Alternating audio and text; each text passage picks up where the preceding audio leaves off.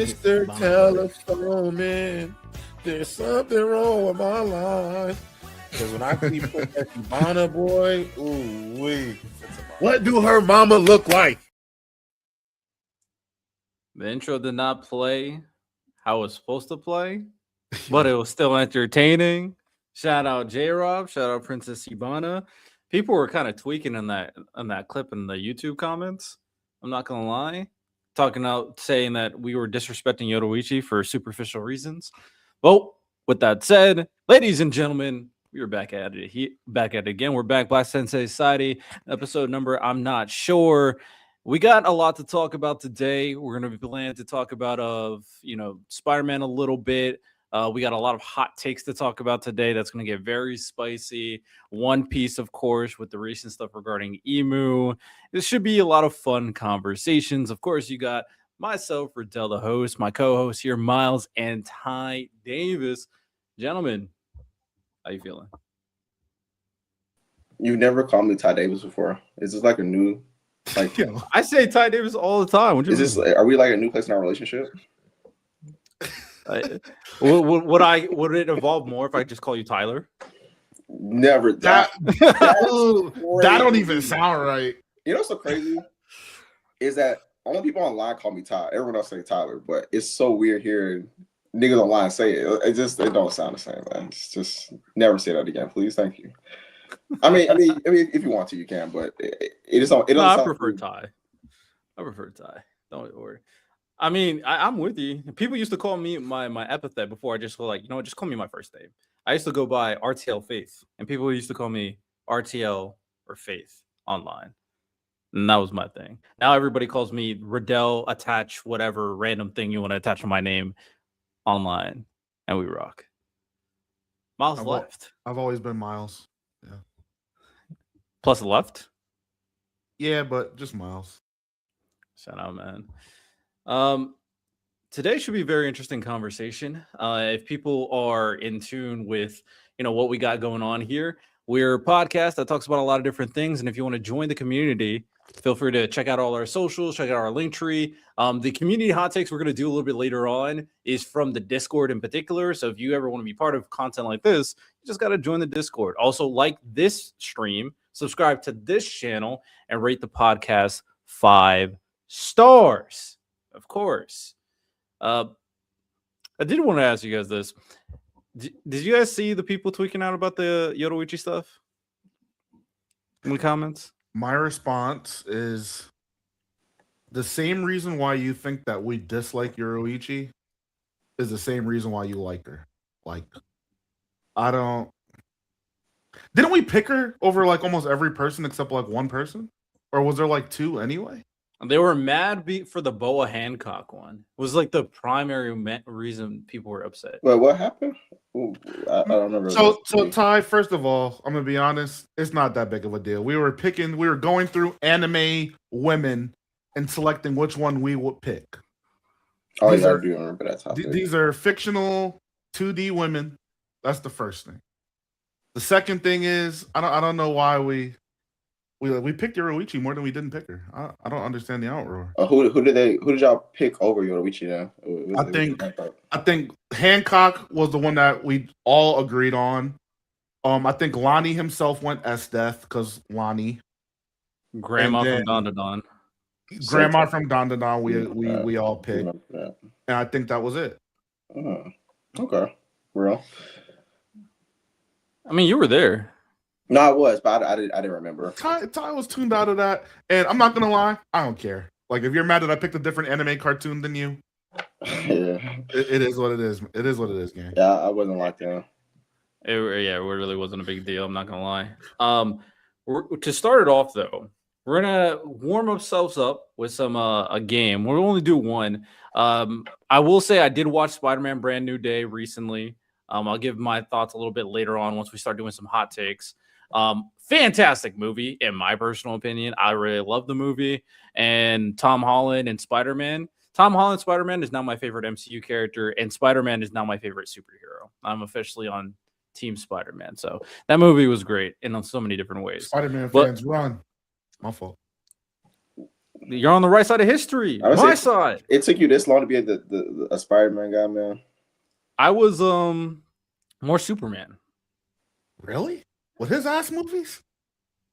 Yeah, it's just like I like the overpower, the symbol of being like good. And then I kind of, if you count Deadpool, then I'll go Deadpool because he's hilarious. Mm-hmm. I like the Deadpool movies. I like the most recent Superman movie too. To be fair, that was a good movie. Yeah. It was good as fuck. But we're gonna do a warm-up game to kind of get us a little bit activated. We all seen Bleach, either read it or watched clips. I've watched a recent episode just recently, and I'm gonna do a gauntlet of Kisuke Urahara's Bankai versus these other Bankai. You guys let me know. I'll also pitch in which Bankai are better. Okay. As far as like the reveal and everything? At least how I view it is like what you did with it. You know what I'm saying? Like, so we're doing all that? That's how what they did. That's how I like it. All right, yeah, it's really honestly your own criteria. That's how I prefer to kind of go about it anyway. Okay. And then we can talk a little bit about the Bleach episode and as well. You know what? May save that a little bit later as well, actually. Okay. Who has the better Bankai? Kisuke's Bankai came out. It had a large reception. It looked very good in the anime. But is it better than these other Bankai in Bleach? First Bankai up. We're going to do it right off rip. Kisuke versus Ichigo. Ichigo. Fair enough. Kisuke versus Renji.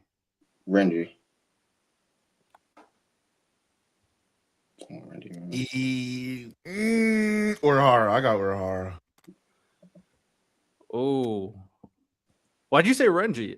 Are you counting only his new one, or that includes the old one? So that's why I said how I rate it is off the moments. Like how good were the moments with this Bankai? I don't think that he has better moments with his Bankai than Renji. I don't think so. So it's like Urahara's is isolated to the one, and then I'll say the 1,000-Year Blood War one was cool. Outside of that, what has he done with Zabimaru? I've seen that shit get shattered countless times. He shoots the little Cero beam. Niggas be shrugging that shit off. I don't know about Renji, man. I feel like Chad gets a lot of slander when Renji right there with him. I can't cap. Yeah, but like I don't even see like the at least I don't really see even like the moments where they're not like he's not winning. I still like the effort and the emotion I get when I see him fighting with his Bankai still. When Urahara used his, bro, I didn't give a fuck. I did not care. I did not care at all.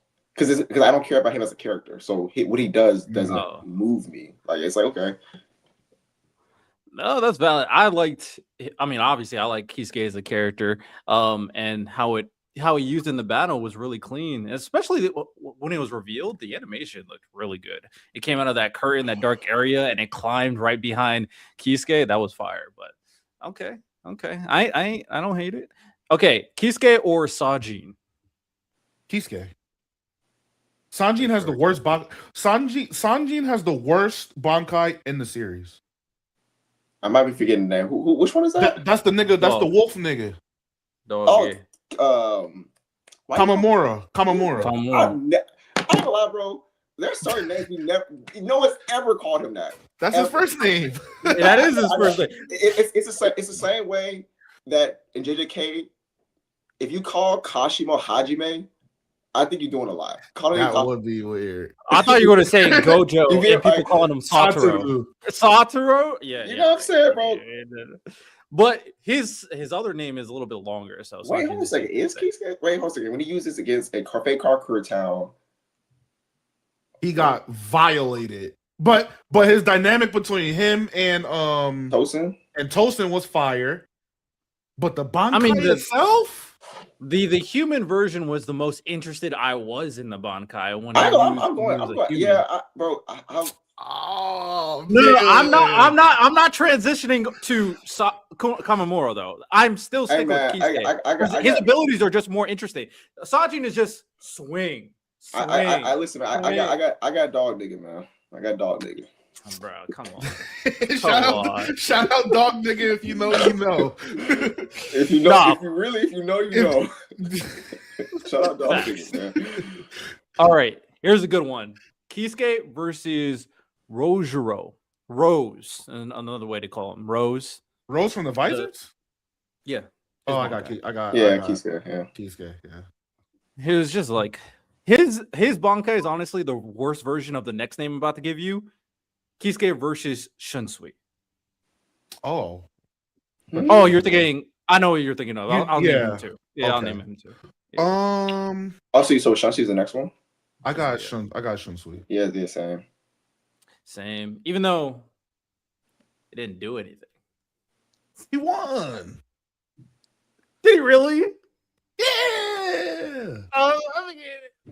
Hey, I like him. So whatever. Honestly, it's mid versus mid. I'm not gonna lie. I don't think they were both that crazy. But if I had to lean one, I would do Shunsui. I would argue Kisuke's Bankai is actually crazier. No, to be fair, Shunsui's is a one-hit wonder. He was facing someone he can't kill. So it's actually not fair to him either, to be honest. Okay, this is the name I think you were thinking of. Kisuke versus Yamamoto. Yamamoto. Yeah. Yamamoto for sure. It's not even close. Especially the moment against you. He didn't beat anybody either. I mean, but the moment was crazy. It was very effective to the point where he didn't even want to fuck with it. So you know what I'm saying? Also, that's one of the scenes that the anime elevated. Like the anime crazy. So like that moment, just even if the moment itself is way better. I don't think they're close. All right, I agree. Couple more. Kisuke versus Rukias. I got Rukias. Yeah, but yeah. I like Rukia more. I want to say Rukia. I mean, it's pretty. Mid versus mid. Huh? Yeah. But I do like what Kisuke's Bankai can do. He can reconstruct anything. And because of how smart he is, it makes him extremely dangerous. He can heal and he can tear people apart if they're within his distance. You know something? You think about the utility, and I agree. I'm thinking about what I felt here.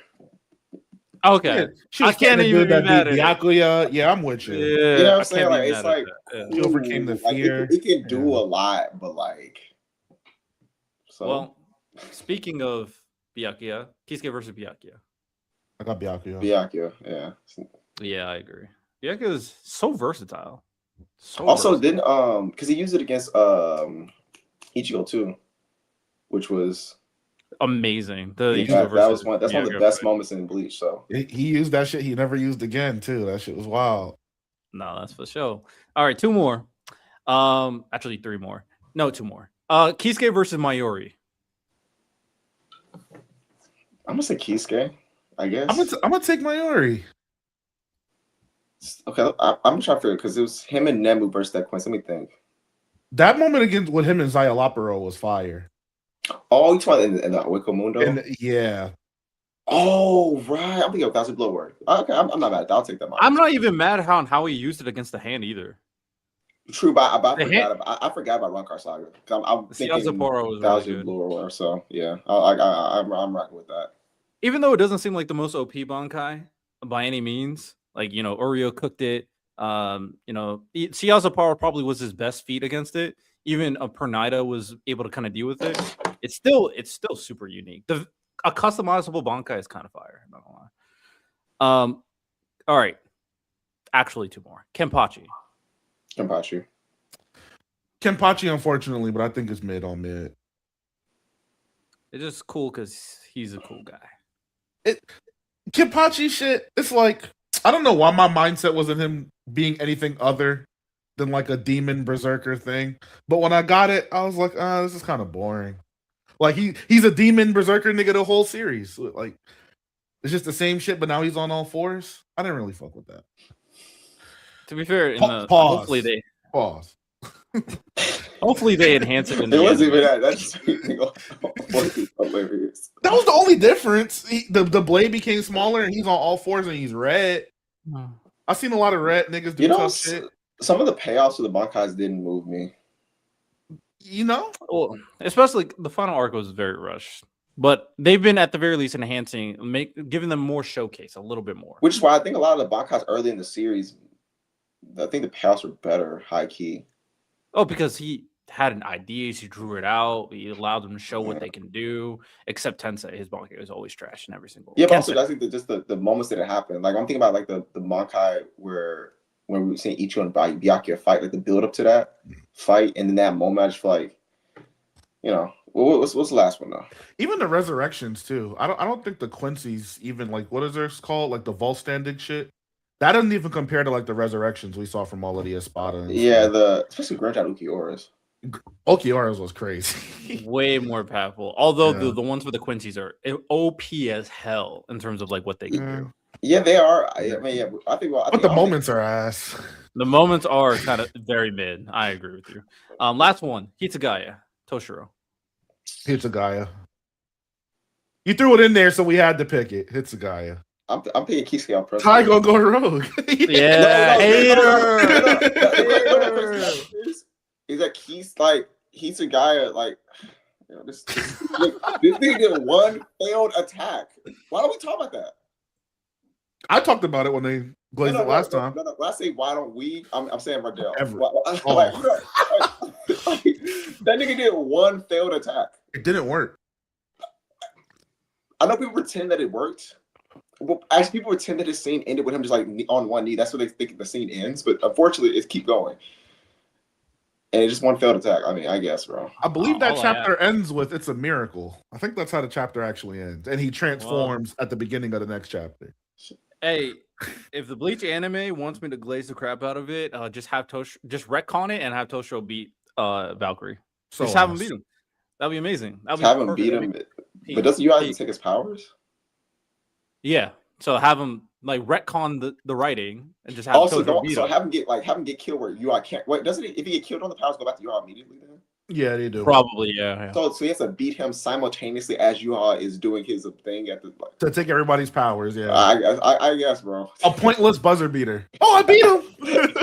Yeah, give him the W. Facts. Just for hand claps. Yeah, great hand clap, especially if the moment's good enough. All right, that's our little warm up game. Let's get right into the main segment. So, how this will work is we got 10 categories of hot take categories. We're gonna give one hot take for each category. And we're gonna make this competitive. It's a little bit of a game as well. Where who can make the worst takes for now? That's the game. Well, it's either who crashes out from the hot take. If me, Ty, whoever crashes out, the person who made the hot take gets a point from getting people to crash out. And then you can also get a point if you make a good enough argument that the person that everybody kind of agrees with. I have an addendum though. I feel like we're the most composed of the group, other than Santo. I think I throw Santo in here. What would constitute a crash out amongst this particular group? Yeah, that is true. Because Riddell and Lonnie are here. Random Ilani. I could just Mashoko Tensei bait and just run up points. No. Mashoko Tensei, a Bakugo. What's it called? Saga of Tanya the Evil. Demon Slayer's Care by Animation. Free Rin.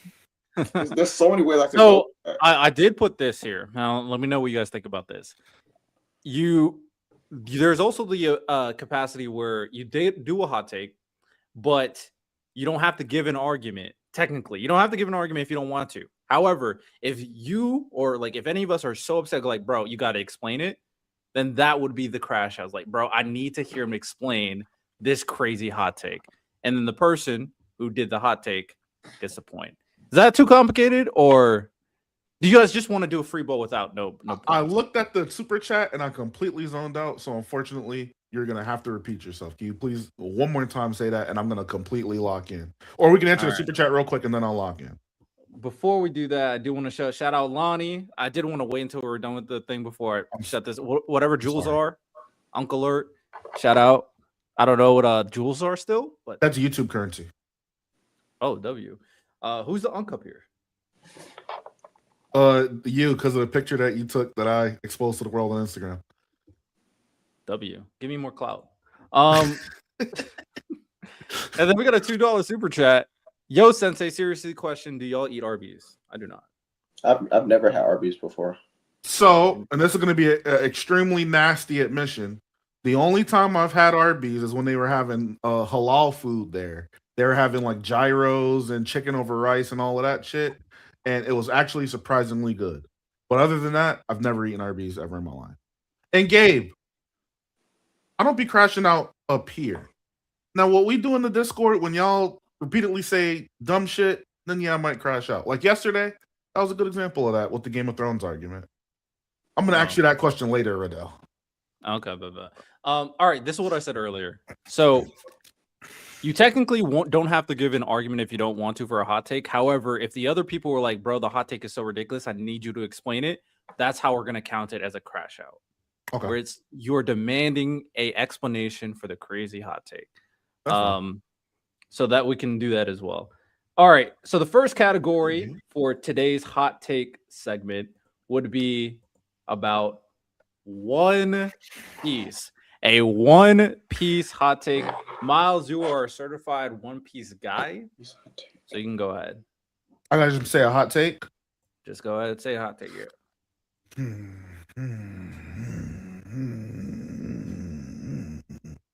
trying to see, do I want to go agenda or something I actually believe? He's hot take. I wrote all my hot takes down, so I'm ready. I was like,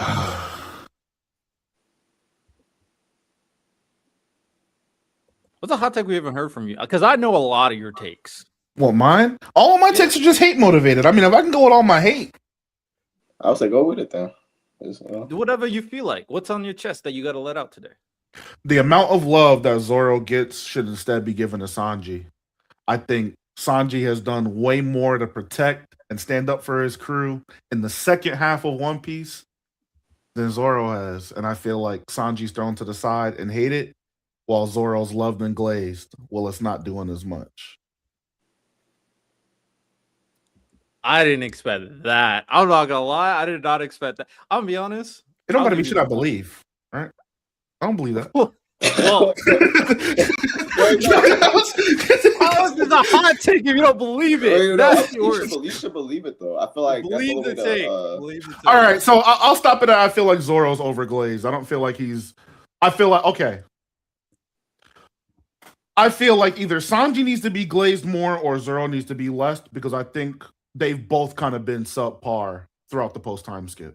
I think if you want to say that Sanji hasn't done anything or contributed anything to the crew, I think a lot of that same thing would apply to Zoro because in different instances, they both weren't present in the story. And then when they did have, their peak moments, I don't think they really hit that crazy. So that's where I'll land my take.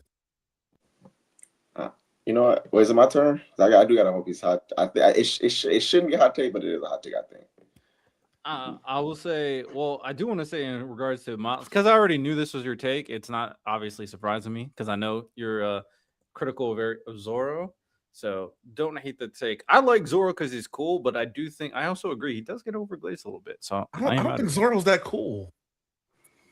Nothing happened. It's like that ain't cool, man. I want to say post-time skip. Pre-time skip, I think he was raw as fuck. Post-time skip, I don't think he's any cooler than anybody else on the Straw Hat.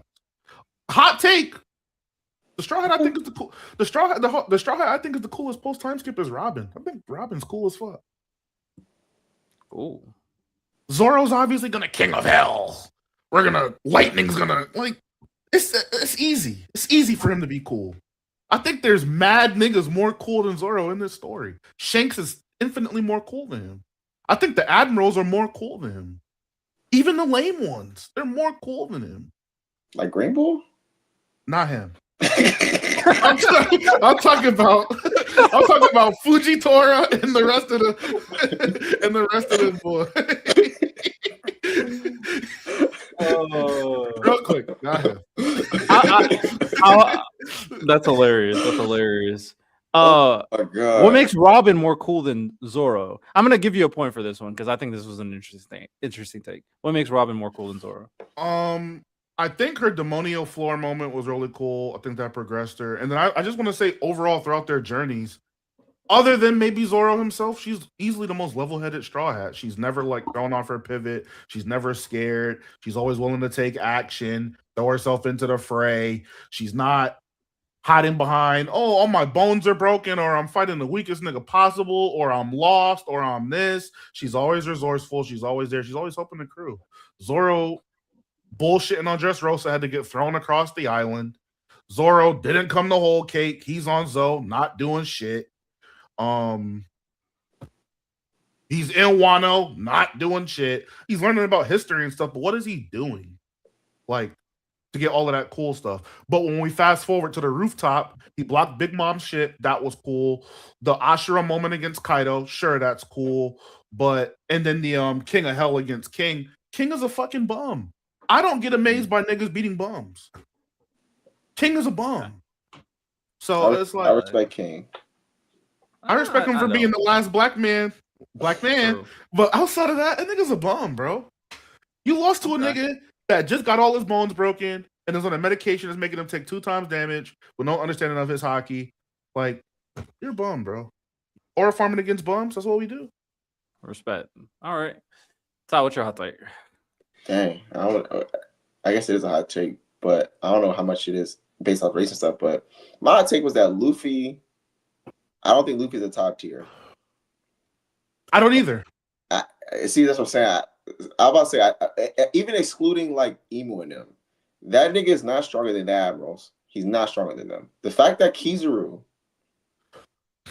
wanted Luffy to beat him, and Luffy knocked him down, yet he can move so fast to get this nigga food that no one can see him. But he was hurt. He didn't want to kill Vagabond, obviously, y'all. Like that was the thing. Like he wanted Luffy to beat him. Is that Luffy was just so much weaker than him? It took Luffy a long time for him to appear like he was damaged. He's not stronger than Rayleigh and them. Not stronger than Gabon. That's clear. That should be clear now.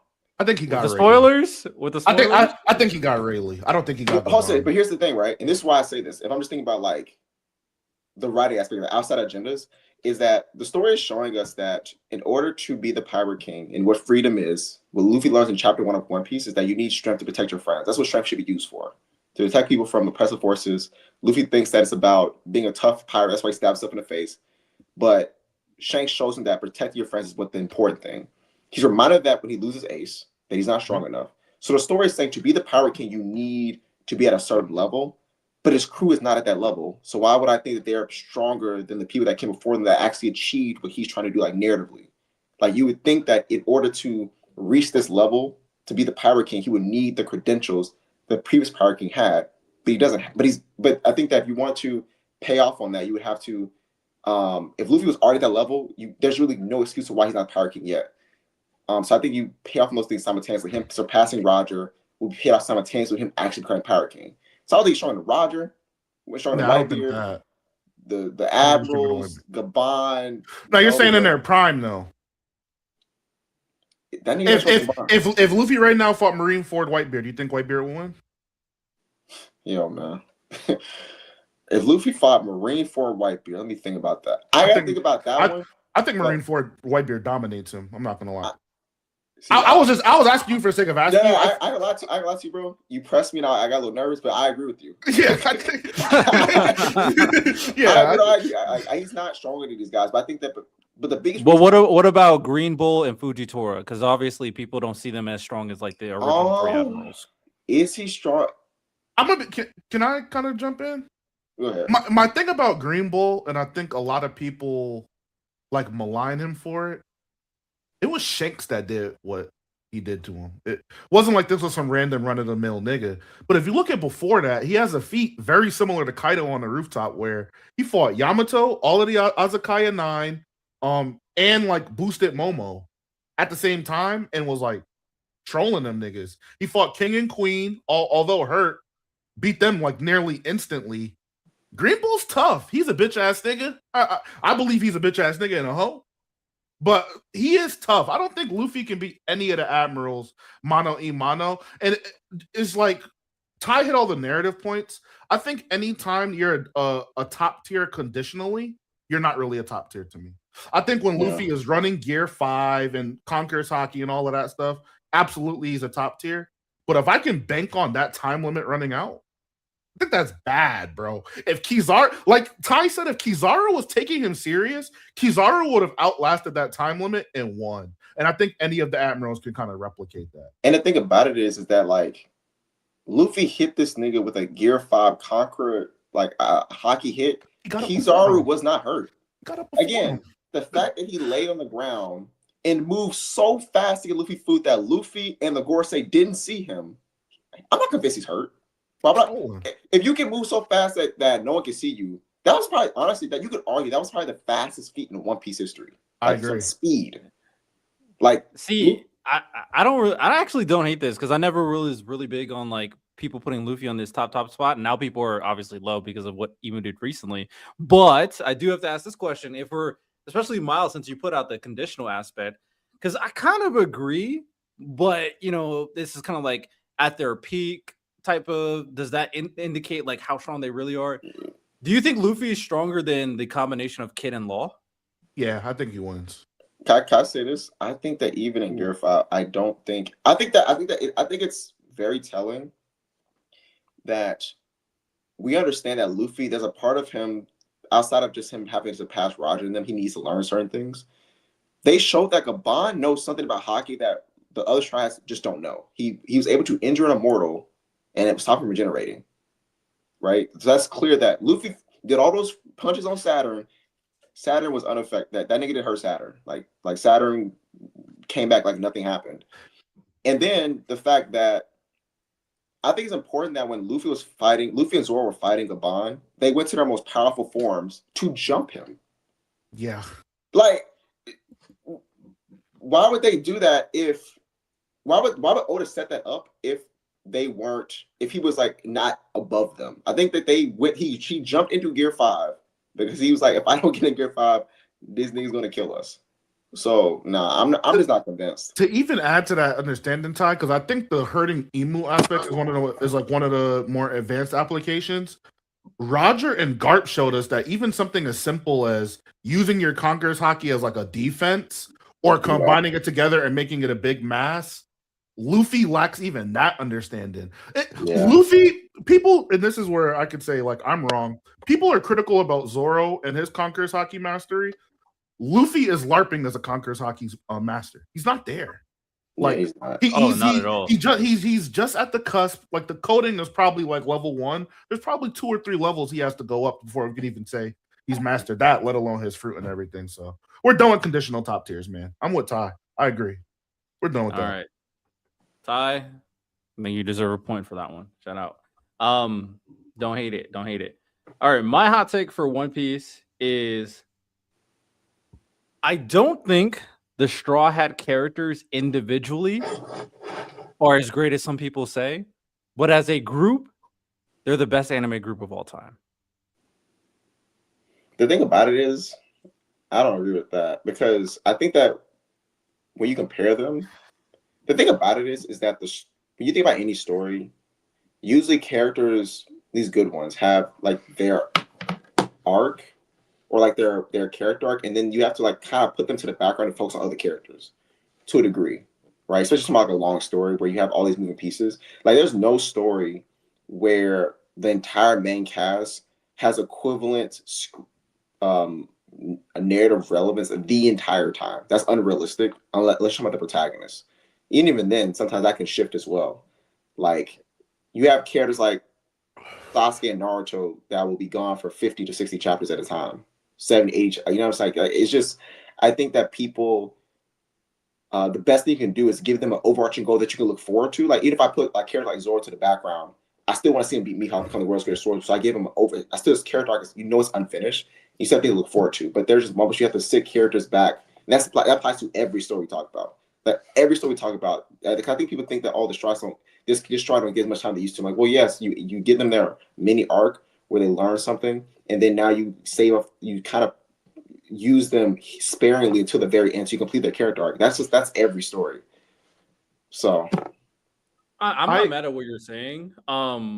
And that kind of goes over the overall premise on like how well they work together as a group in particular. The Straw Hat entity is fantastic because of all the things you mentioned, and especially Luffy leading it with the goal of being the Pirate King, and then obviously all their goals are aligned straightforward to like individual goals, but all aligned in like the same general direction and destination, and they all provide something very different in their personality and their role, so that any interaction between each other, in addition to like the story itself, keeps you entertained. But when I'm like isolating individual characters on like who I think they are, I do think there's entertaining. I do think the backstories are really good. But if we're having conversations of like some of the best written characters in anime, I don't think anyone, the only one who could probably argue is Luffy. I don't think anyone really meets that threshold. And maybe you could argue that one of the reasons for that is because of the limited capability of them being broadcast as a premier character because of having to share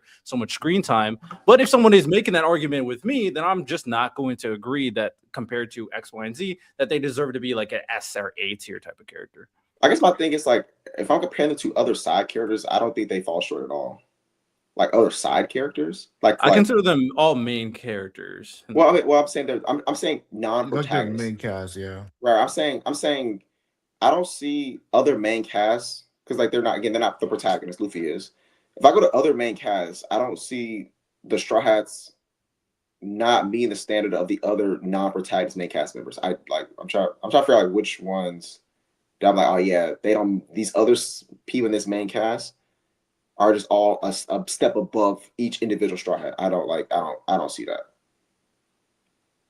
I guess it depends on like what we're talking about. I mean, if we're comparing it to like the big three, I think there's a reasonable argument because a lot of the main cast is not that strong. But if I'm having a conversation talking about like Kakashi, Sakura, Kakashi, Sakura, Sasuke. I guess I was thinking more so Bleach than Naruto. Yeah, I'm saying let's be clear.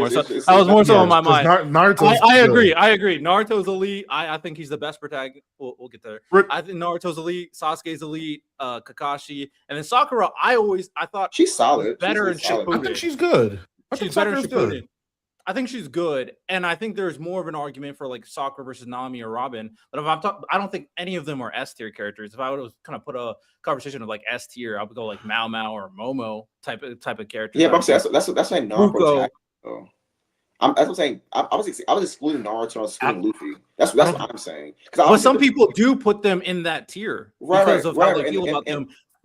How they feel about them through the group of the Straw Hats. When you're isolating the characters, they think that they're just as good as some of these other top characters. I don't know. I do get that argument. I don't know how common it is for people to say that the like individual Straw Hat is better than Naruto. I don't see that. Better than Naruto or better than Naruto's cast? No. So this is what I'm saying. So I'm separating protagonists. Taking Naruto out, taking Luffy out. Sure. I don't see, or taking Ichigo out, or whatever main character, Thorfinn out, whatever.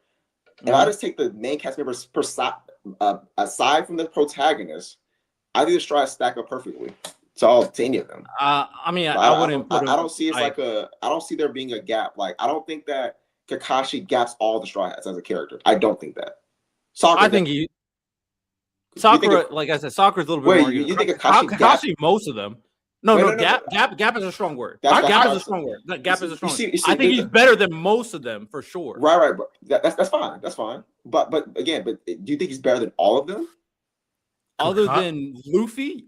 Yeah. I'm taking out protagonist. Protagonist is not. Yeah.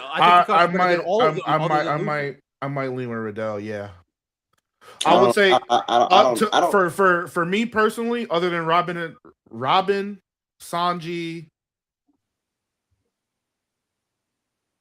that might be it.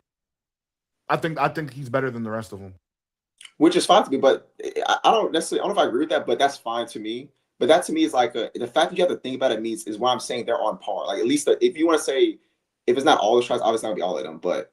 I'm saying if you stack up the Straw Hats with any main cast outside of protagonists, I don't think there's this disparaging gap. Is the only point I'm making. I don't think so. I think they stack up to any of the great ones. If I take My Hero, I take whichever one. Oh, My Hero, I got My Hero comfortable. I got individually as a that's what I'm saying individually. But I'm saying Riddell. So I'm saying Riddell for My Hero. Are you? For My Hero, was it just Bakugo, Ochako, and but I'm saying all of them and All Might. Or are you saying all of Class 1A? No, No. The ones you mentioned. The ones you mentioned. Okay, so then the what I wanted to, because you guys are going, what I wanted to jump in and say, I think it's unfair to One Piece because I feel like they have a bigger main cast than other series. It's a lot easier to create, let's say 3 you know what I'm saying, side characters that are, can all uphold and stand on their own versus creating 9. That's my only thing. Because like Riddell, for comparison, I wanted to give you a comparison because I know you've seen this. Would you put the cast of Reborn that has 7, I think they have like 8 members in their main cast? Or would you say One Piece as standalone characters excluding the protagonist? Ooh. I don't think it's a ooh. Like Gokudera, you got me. I think Gokudera's cold. I think Lambo's cold. I think Mukuro and Chrome, they're like 2 characters. I think they're cold. Habari? Habari and Zoro.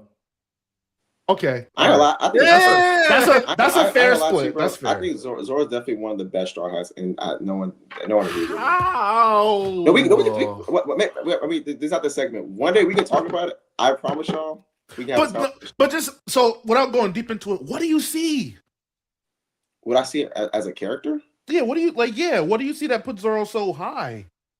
As like one of the best Straws, I think that I think his consistency, his motivation, his internal desire, his false review at the beginning. I think it's and I think that he's set up for having one of the best payoffs in the series by far. Like he has one of the best payoffs. Like that's what I'm saying. Like that. Like to me, and I think honestly he's just extremely well characterized. Like I think like he's a good character contradiction. Him being like a drunken samurai, like that's a good character contradiction. The same way that Sanji's like a chivalrous pervert. Like you put contrast traits together, make a character stand out more. I don't see why he isn't like if I think like, hey, what's construct the character? Like what I do to construct the character? I don't see why he wouldn't be a really good one. Like that's like you know what I'm saying. So I'm saying, there might be an understanding because I like an understanding because I'm not a writer, right? So I think you're coming from it from like a completely different angle. I agree with everything you just said, right? But I think everything in between all of those payoffs, like his desire, all of that stuff, falls flat. Pre-time skip, I think he was fire. I think Zoro's fire pre-time skip. The stuff with Daz Bones, the nothing happened moment, his showing against Kaku and Eni's lobby. I think he has crazy good moments. Post-time skip, my boy he's really not on nothing. That's my only problem. And I think that kind of so this one and so this kind of goes back to your point about the cast. And you know if you notice that like how usually when stories expand, like let's say after time skip, you expand, so you just have to shift focus for sure from character. And so that's why I actually learned this recently about how usually like over time characters become more flanderized as time goes on. I learned that actually that's part of making characters more iconic is you simplify them down so that people understand, because part of being an iconic character is making characters very simple traits. That's why like Superman, things like Hello Kitty, Pie, these are iconic characters because how simple they are that anyone can see and understand them. So I think that as you are waiting for these payoffs, I think Oda simplifies them down so that not only they're easier to write, but then they'll be more memorable because you hyper exaggerate a lot of their traits. And just like it's the same way that like in part 1, people like to focus a lot of the Leaf Village Ninja, but then you have to shift because you have to expand out to the Sand Village, you have to expand out to the Cloud Village, you have to just expand so characters realistically can't get everything they used to have because you have to expand. You just have to expand your story. So that's why I'm saying I don't see that as necessarily a problem. But now here's what would be a problem is that if I had nothing to look forward to, that's a problem. Okay. So let's say that these Straw Hats didn't have interesting goals that I would want to look forward to. Then I would 100% agree because then the expansion is like these characters are just dead weight now. But they're still leaning towards helping Luffy accomplish their goal, accomplish his goal. And then they realize that in order for Luffy to do that, I have to accomplish mine. And so that's why I think that the characters can withstand having things like off the board. That's why like Sasuke can go missing from Naruto for hundreds of chapters in stretches. So you gotta go kill Itachi. Like it can work. You know, we're gonna have a dedicated One Piece episode in the future. We'll definitely do that. All right, do So far, Miles, you got a point. Ty got a point. Do I get a point for my hot take? I'll give you a point. Yeah. Awesome. All right, we'll speed run some of these ones and then the other ones will have a little bit more of an argument. We don't need to have a deep dive for each one. So the second one is NBA before the LeBron era hot take. NBA before the LeBron era. Give me Oh, you said the NBA before the LeBron era? Man, I got so many.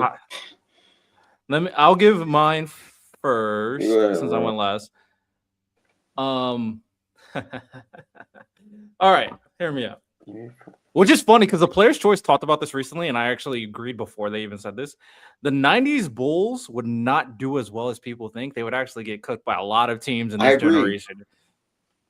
But, bro, when y'all watch 90s defense, you see these niggas all standing in the paint, standing around, not having to rotate, bro. These modern offenses would throw these niggas for a loop.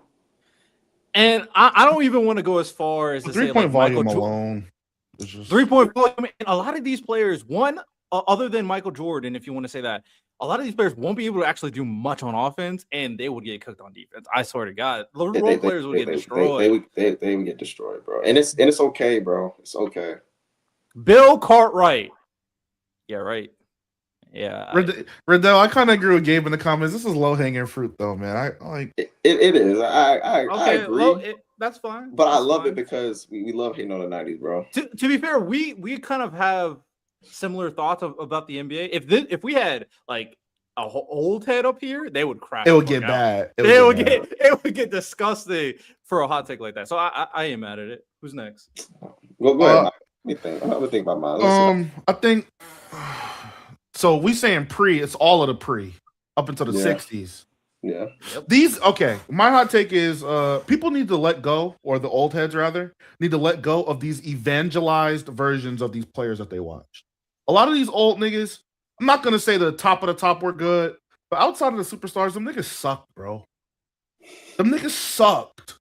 There wasn't any crazy elite supporting cast. There wasn't any crazy elite defenders running around. The schemes are simple. The concepts are simple. We need to stop acting like these niggas were God amongst men, because I feel like, unfortunately, our generation is not going to do that for the players that we watch. I mean, I'm seeing some niggas do it for Kyrie right now, but these guys were not that good, bro. You guys are misremembering what actually happened. You guys are fantasizing some of the moves they did. The Chilltown one going viral about Kenny Smith throwing it in between his legs and doing it. That was so like gross. You guys have tricked yourself into believing stuff that didn't happen. So. Yeah, I kind of agree with that. So I'm not like, we're gonna have like similar type of vibes with these hot takes. Yeah, we would have to support the 90s for these to be hot takes, or support that era before these to be hot takes. And this is coming from someone who still thinks Jordan's a GOAT, but like that era, think he is too. Like, if we're being honest, Ty, we don't have to agree. But go ahead. I don't like LeBron. I didn't say nothing. I don't like LeBron.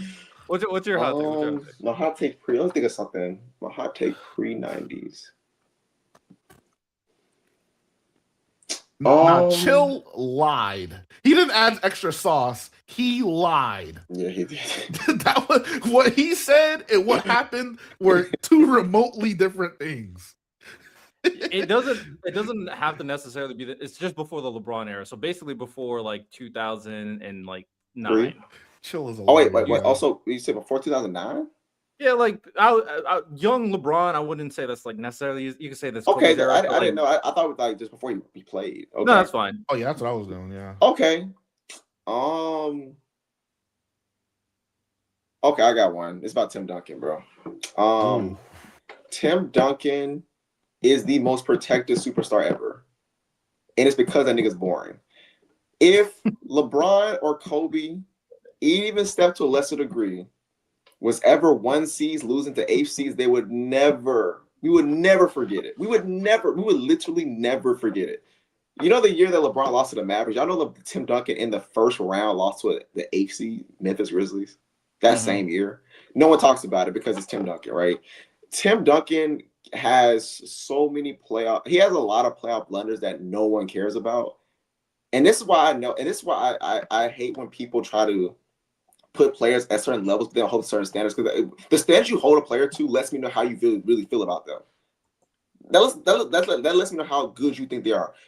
if that would happen to LeBron, people would never stop talking about it. Even if it happened to Kobe, people would never stop talking about it. But somehow Tim Duncan ends up in Kobe and Bron conversations, and I hate it. I hate them. And also, when did Tim Duncan was better than Kobe? I don't remember the year. Maybe I was too young. But when was peak Duncan ever over peak Kobe? Like, when was that ever like was niggas shooting saying Duncan? Like, I don't remember. I don't remember. We need Kent for that take. Now, because I don't disagree. I'm not gonna lie. The Spurs lost and Kent went ghost. No, Tank. Steph is up there too. Steph is up there. I agree. Steph, because Steph can miss the playoffs. Nobody cares. LeBron at 40 missed the playoffs. He's out the game. Not too much. No. Steph is protected. Steph. I think Steph is the most protected. Right. That's what I'm saying. Pre-Steph era. So pre-Steph and LeBron. Oh yeah, pre-LeBron era. So I had to go Tim Duncan. I would have said Steph, but Tim Duncan was the original Steph, but Steph gets more light because he's not as boring. But Tim Duncan benefits from being boring. So all of our takes are kind of like on the same wavelength. So it's like we all kind of agree. We're kind of on the same tune. I ain't gonna lie, bro. Let me spice mine up a little bit. Yo, what are you trying to? Yo, what are you better say? I got LeBron over Tim Duncan. I got Kobe over Tim Duncan. I got Steph over Tim Duncan. I have Kevin Durant over Tim Duncan. Yes, Kevin Durant. Yes, Kevin Durant. Yes, Kevin Durant. Tim Duncan is in like that tier two niggas. He ain't tier one. The niggas I named are tier one guys. Oh, no, the spicy one would be Giannis. I would give it to Tim. I'll give it to Tim. Okay. But I'll give it to Tim. It's fine. But I feel like when I say KD, I feel people will be sure. I'm like, no, I would take a peek. If I don't hate KD. I'll take KD. I'll take it, bro. I'm taking Timmy D, man. I'll take KD. I don't hate either way, to be honest. For Tim and KD, I don't see the Kobe argument at all. But I don't hate the KD and Tim. I promise you, I'm not just Tim. All right. Well, solid hot takes. For the most part, we're on the same page. Move on to the NFL one. Current NFL era after Tom Brady. After Tom Brady, oh man. I don't watch football, so I'll go first. Mm-hmm. I think football is the most barbaric, boring sport a human could possibly watch. I think that shit is so boring. Watching niggas get beat over the head, thrown to the ground, hit mad hard. I just think it's barbaric, bro. I don't think it's becoming of a black man to watch football. I don't. It's barbarian. You get a point for that one. That shit is barbarianism, bro. That nigga added the black man on there. Yeah, you got it, bro. I'm sorry, y'all. Hey, man. Oh my gosh. I'm sorry, y'all. Gladiator battles existed. Football can exist. You know what I'm saying? Weird. Hey man, what about rugby? What about hockey? All of that shit's tie. It can all go. Any barbarianism, y'all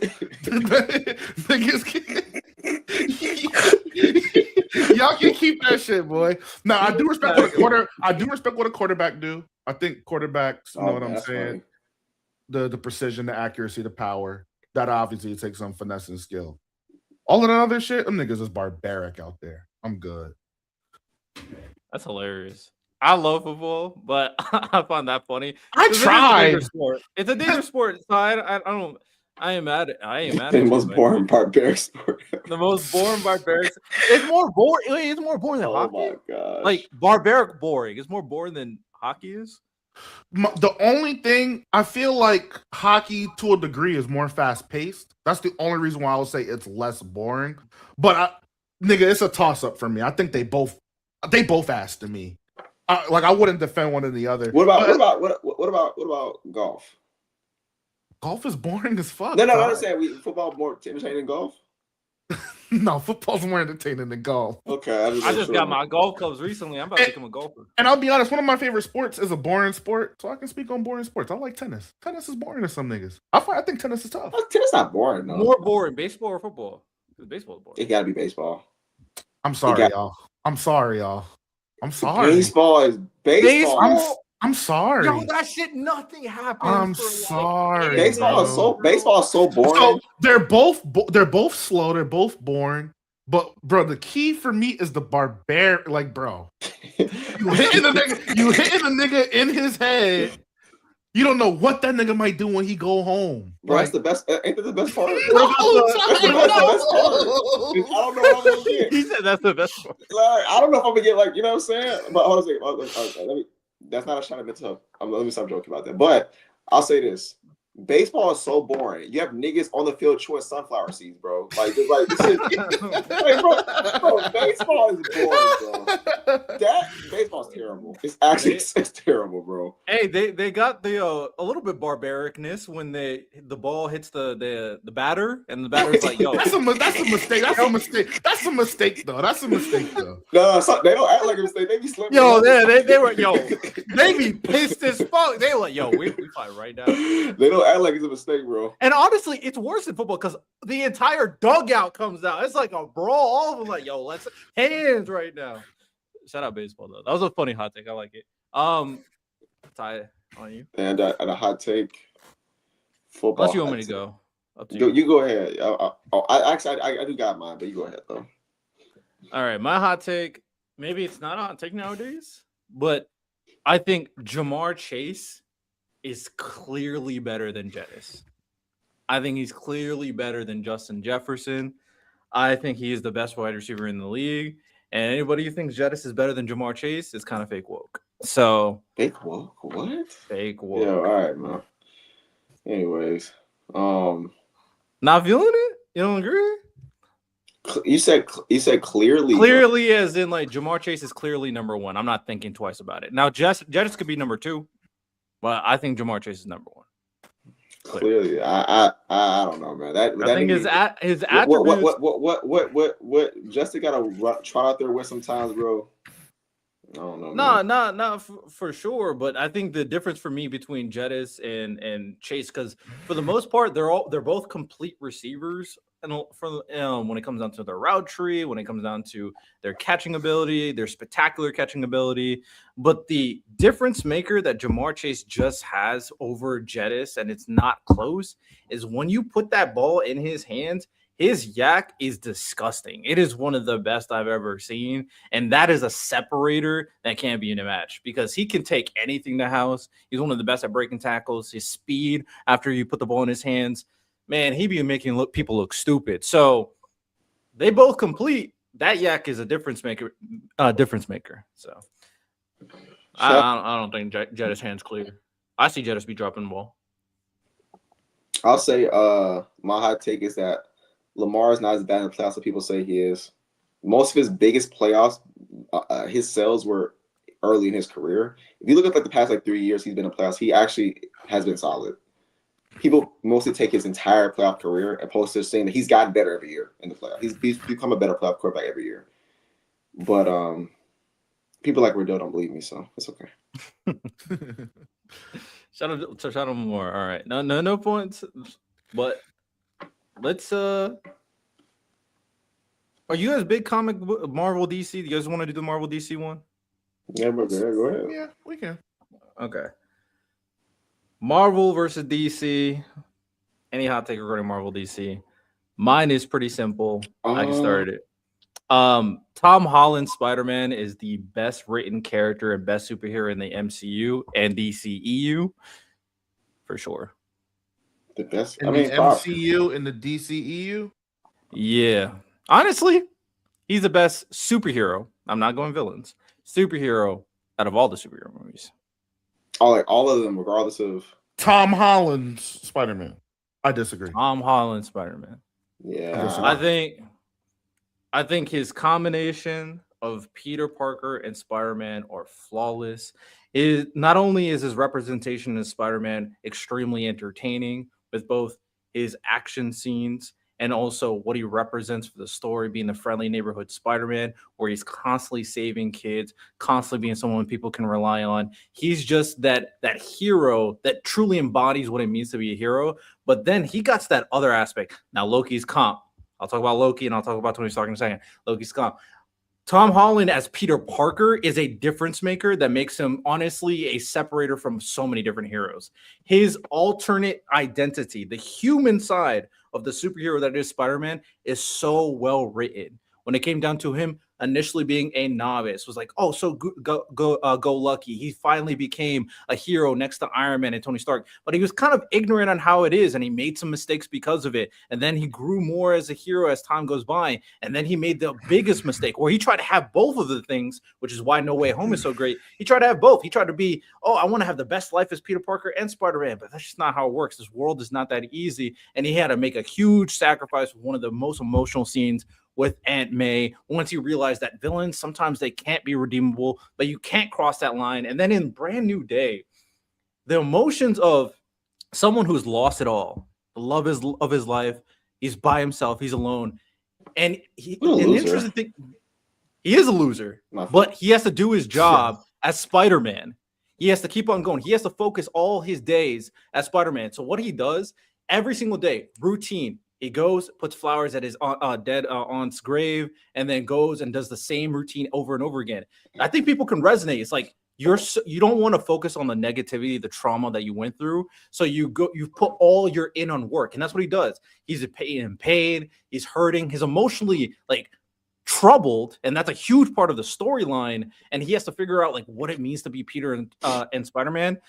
Man, that dude's elite. So my argument is the duality of Peter Parker and Spider-Man is just like amazing.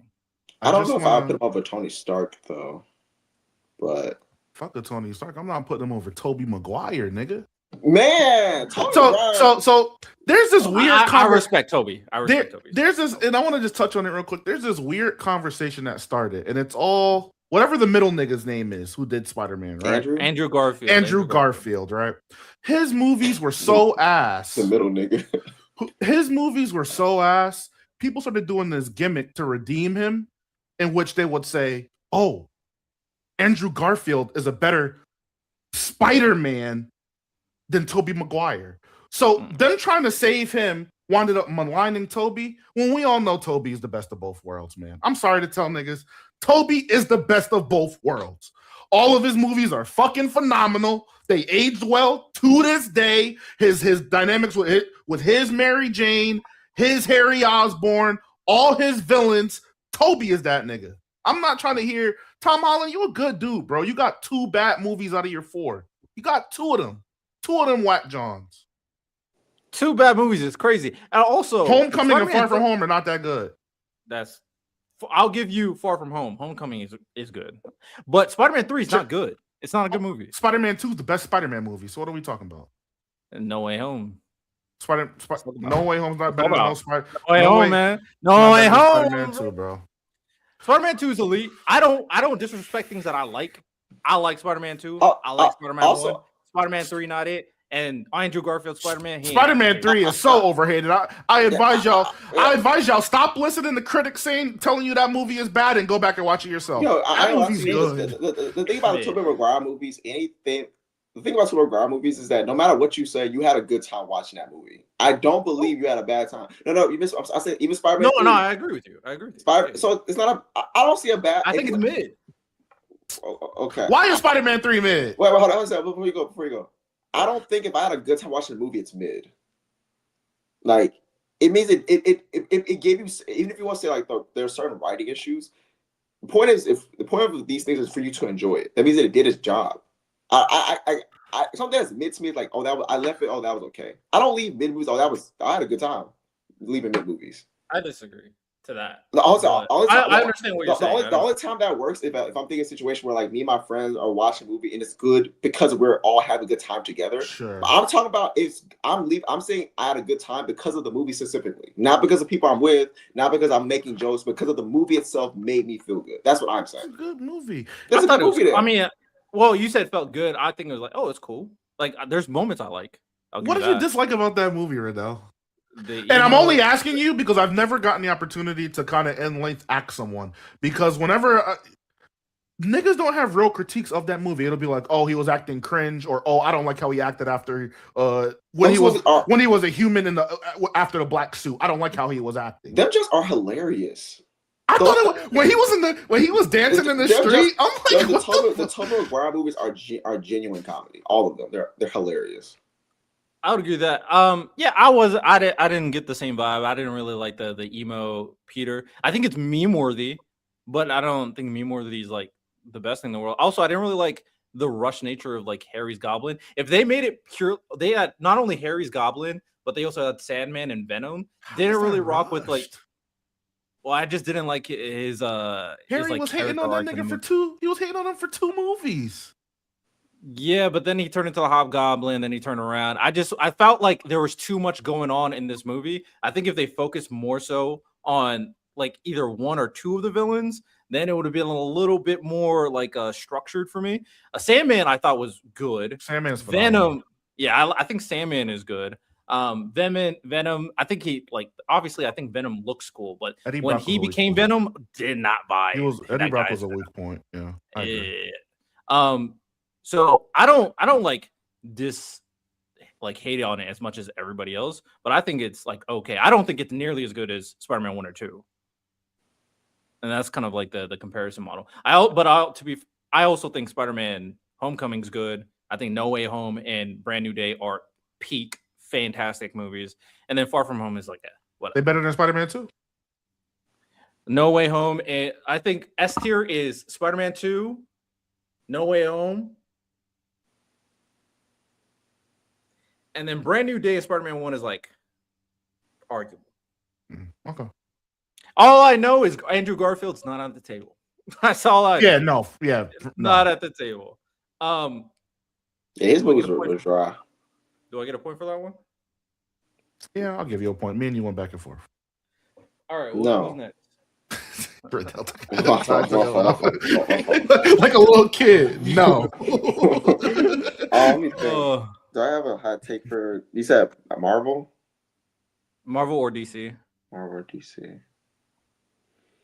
I got a hot take. It's similar to my take I already have that was hot on this channel. I think is anybody gonna protect Batman? Oh, go ahead. My bad. Is Ty gonna come by Batman? Now I wonder if anybody's gonna protect him because we know Batman is like. I don't protect white billionaires, bro. That's not in my DNA. What you call? I think being a child and nostalgia carries a lot of the opinion of people on the MCU. Whenever I hear people talk about how many movies are great or good or elite, they only signal out a few movies from very specific characters, right? You'll hear the Winter Soldiers, for example. But when we start dissecting each of these characters individually, a lot of people don't think the Iron Man movies are good, right? I think we can consensus agree the Hulk movies aren't that great, right? And then the rest of the characters are kind of 50-50 opinions. Doctor Strange's movies aren't held in some crazy... the first one I feel like is 50-50. The second one is also 50-50. No one likes Captain Marvel. No one really likes Captain Marvel. The Thor movies, people have the one that they like, and then the other two are mid to dry. So I think being a kid and, having those rose-colored lenses and seeing those movies, you're like, whoa, these are so fantastic. And I'm obviously not holding them into the regard of the most critically acclaimed movies ever, but I don't think those movies are as good as people make them out to be, and I don't think they deserve to be held in the regard that they're deserved in. To the point where I think DC's a little overhated. While we're talking about all of these bad movies MCU had, The Dark Knight came out. People call that the best superhero movie for a long time. So I think the MCU love is a little bit fake. Just a little bit fake, motivated by being a child.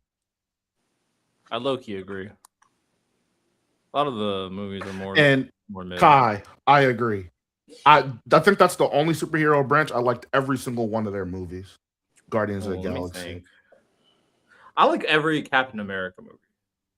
Yeah, I don't know if I got an MCU. Winter Soldier and Civil War. I liked all of them. Cap is cool. I don't know if I got a hot take for this. I didn't like Civil War like that though. Oh no! No. I'm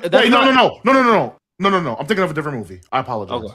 I like Civil War. It was Age of Ultron. I was thinking, and that's an Avengers. Oh, movie. okay. That's an Avengers movie though. I hate Age of Ultron. Oh really? Civil War is kind of a sneak Avengers movie, but like it's technically Cap's movie. It's kind of cheating, to be honest. He has literally the entire Avengers in there, and then I'm not mad at this take. I'm not mad at this take at all. Shout out Shang-Chi though. No take from you, Ty? Yeah, I don't think so, man. It's all good. We can move on. We got a couple more. I like that take, Miles. I'll give you a point. I'll give you a point for that one. Music.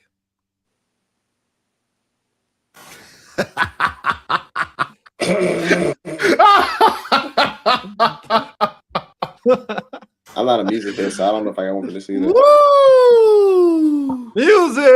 Music hot takes. I want to hear Miles. Oh man, I want to hear Miles as well. I wonder if you'll take on Surround Kendrick or Drake. I don't know. I thought about going after Drake, but that's low hanging fruit. Instead, I'm gonna play defense. I'm not looking to earn a point. I'm just looking to play defense. Okay. Here's my hot take. Rap, and it took me a while to figure out a good hot take because I'm not a music savant. I just like what I like. Rap is the only music genre where lyrics matter. Tell me more. So I think about like all the other genre, and I'm not saying lyrics don't matter, but I think all the other genre, the melody, the sound, the instrumentals matter more than lyrics. Rap, I feel like, is the only one where it's like what you're saying in your rap song is what really resonates with the people over just vibing, feeling good. Like rock, for sure, the sound is really important. Obviously, pop, the sound is really important. Of course, hip hop, the sound is really important. R&B, the sound is really important. You have to be like in that melodic type of flow state, of course. Country, I thought about a little bit because people do resonate, but honestly, they resonate with that country sound very much so. But that one's a little bit more arguable. Metal for sure, of course. So yeah, I think the lyrics is the most important part of rap. Every other genre, not so much. I'm not mad at that. I'll give you a point for that. I know we commonly say we're done with the 80s and 90s up here, but there's one particular man from the 80s and 90s who has slowly grown to become the most disrespected artist of all time. Y'all need to stop playing with MJ, bro. Chris Brown is not MJ. Drake is not MJ. The Weeknd's not MJ. Beyonce's not close to MJ. None of these artists are close to MJ, bro. We're talking about the first artist to ever have his music video on MTV. We're talking about the first artist probably to carry an entire family on his back, allow them to sell out tours and shows without even making good music. Stop playing with Michael Jackson, man. Michael Jackson is still the GOAT, and there's nobody close yet. There's nobody close. If you're not talking, it's nobody, bro. So stop, Santo, and this is to you. Stop playing with Michael Jackson, man. What Santo say? Trent, stop playing with Michael Jackson, man. You said Chris Brown could be Mike if he didn't have that. If he didn't have that Rihanna stuff, So I think that it's kind of like a. Hold on, hear me out. It's like, I guess this be my hot take then. He wouldn't have been MJ, but he would have been Kobe. I knew you were gonna say that. I knew you were gonna say that. Because I'm saying it because I remember how people talk about Chris Brown when he was Chris Brown. Like people of all ages, like people my mom's age, how they were talking about Chris Brown. My mom was in like her 40s, almost 50 at the time. He was like that at the time where he was beloved by everybody, similar to MJ. And I think he was on that trajectory, not to be MJ, but to be, he would have probably been top 3. Like he would have been, when people said who your top 5 artists ever, Chris Brown would have been at top 5. That's what I think, based on how beloved he was at the time. Like, because I remember, I'm going off purely off of how beloved he was. Not even, I'm taking talent out of it. Like him I'm talking about him as an icon. Do you think he was more beloved than Beyonce? Not as at that time. I can't remember. I don't think so because he was younger. He was far younger. So I don't. He wasn't. But what I am saying is I don't think that I saw. If you look at artists today, how many artists do you think, young artists like early 20s, is beloved by like 50-year-old people in their 50s? How many people can I name? Yeah, it's like today, like Two. low key. What's her name? What's that? White girl that's popping? Taylor Swift? No. Sabrina Carpenter? Her for the wrong reasons. Well, yeah, I'll say two, Ty. It's Chris Brown, who we're talking about, and Taylor Swift. I think those are the only two. I think those are the only two.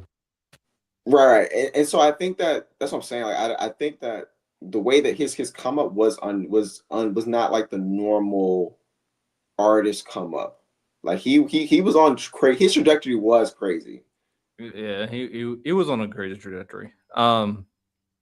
Don't hate it. So that was like my defense, and then I'll give like a real hot take in relation to Drake. Hope there's no Drake fans in the chat. In terms of conversation, when I'm talking to people about music, I give them the benefit of the doubt, and I agree that Drake is a top 5 artist of all time. Drake's not top 5, bro. I don't think anybody that can glitch the system and make music outside of the genre that we're talking about should be considered top 5 in that genre. And I'm sorry to break it to y'all, Drake is loved for his pop music and R&B music. His rap music is not what got him to where he is today. So no, I don't have Drake in the conversation with Eminem, Jay-Z, Kanye West, Biggie and Tupac, rest in peace to them. 3 Stacks.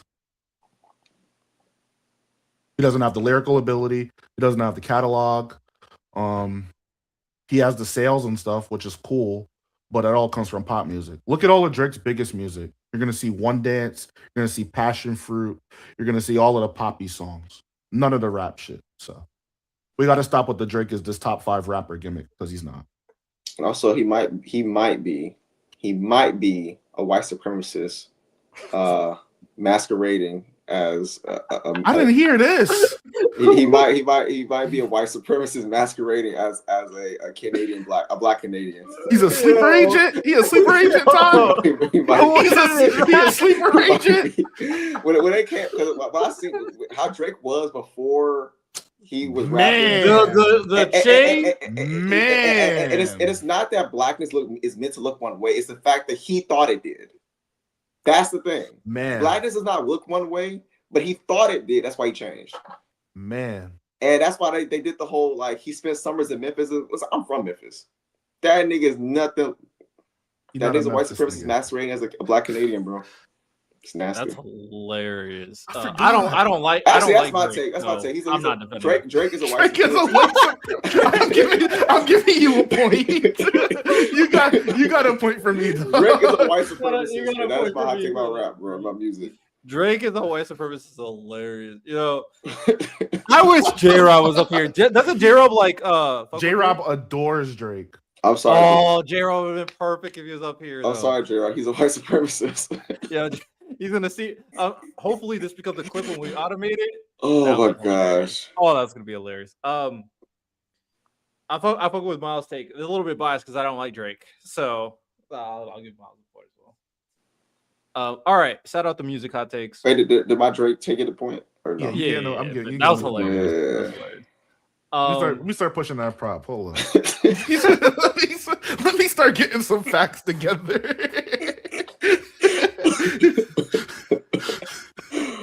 That's good. Oh my prop. gosh, bro. Let me add that to my prop notepad. Hold up. Next hot take category is horror movies. Ooh. Horror movie outtakes. I have one. I got another one. I got one too. Go ahead. Weapons is the most overrated horror movie of all time. I don't think it was that good. Okay. I don't know why people think it's that good.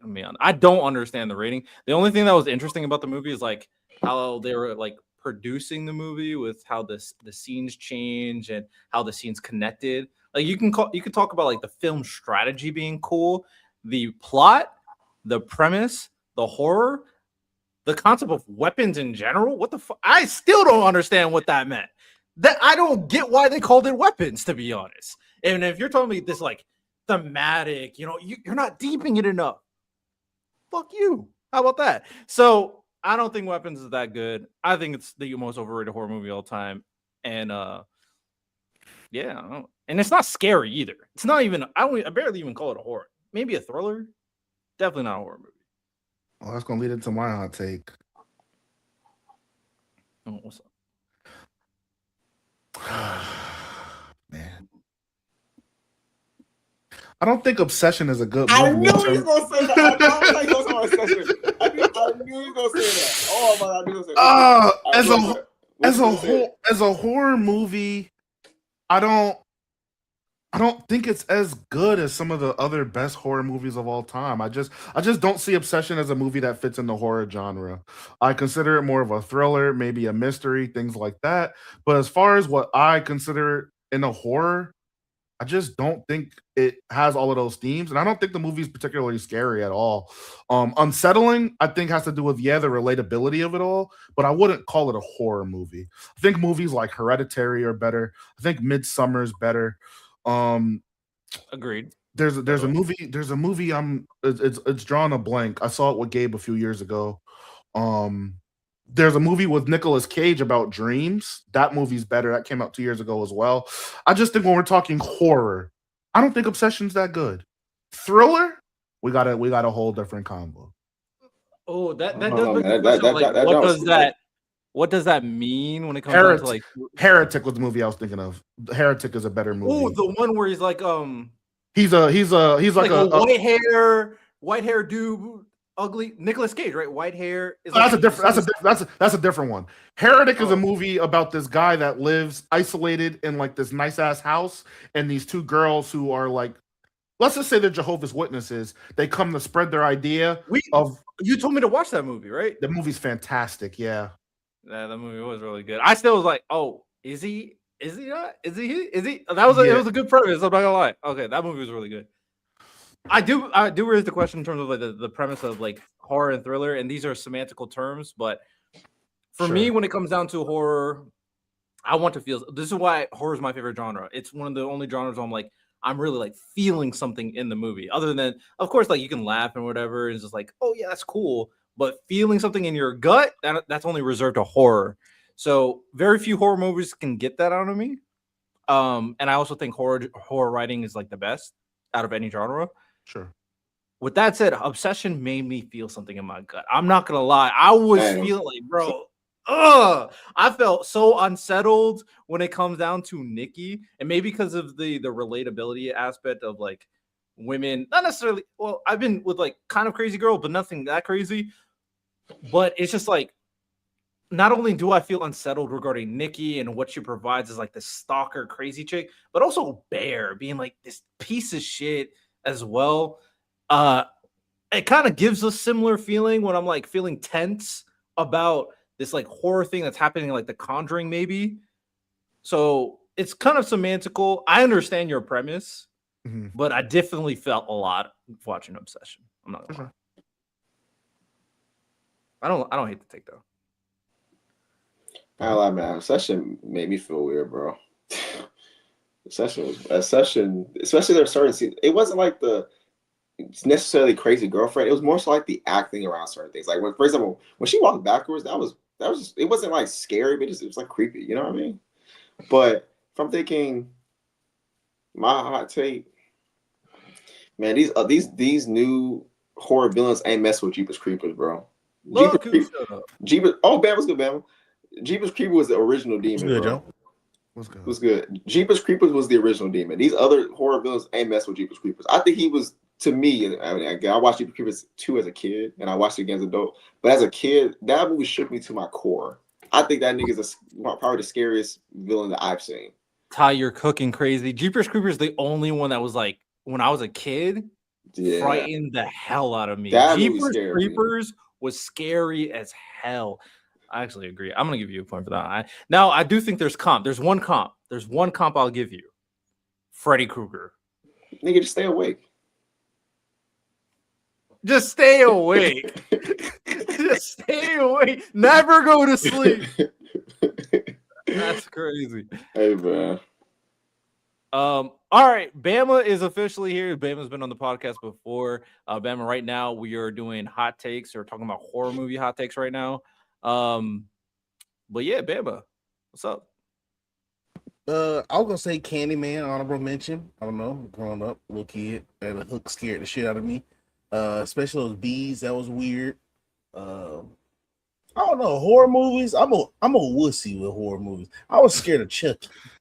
Like that shit creeped me out as a kid, like a fucking doll. Now as a grown man, I just would punt the shit out of Chucky, like over and over and over. Doesn't scare me much. Freddy Krueger was scary as shit. The little leprechaun, that was scary as shit. But I ain't really big on scary movies, bro, because I just hate being scared. Children of the Corn freak me out. The Hills Have Eyes. It's a few. All right, fair enough. All right, let's get to our next category. We're getting back to anime. Real quick though, Riddell. You know what I'm saying? So you got to stop talking about other folks' takes when you think Adele better than Beyonce, bro. We got to put a Adele. You think Adele better than Beyonce? Like at what? Like Who said singing? that? Sato? If we're talking singing, then I'm like willing to entertain. If we're talking Nah, about I think he talking about hooping. So that's the only thing. That's the only thing Adele possibly could be better than Beyonce at. It's like basketball or fucking croquet or some shit like that. But we talking about anything musical. Sato said he never said that. You lying on his name? Lying on his name, Miles? Miles looking over receipts. Andy asks, how old is the panel? Y'all millennials or Gen Z? I think I'm Gen Z. I think. I'm Gen Z. I'm at the cusp of millennial. I don't think I'm a millennial. Yeah, millennial is 96. So it ends at 96. I was at 97. Yeah, same. So all of us but Bama is Gen Z. They say basically. All right. Moving on to the next one.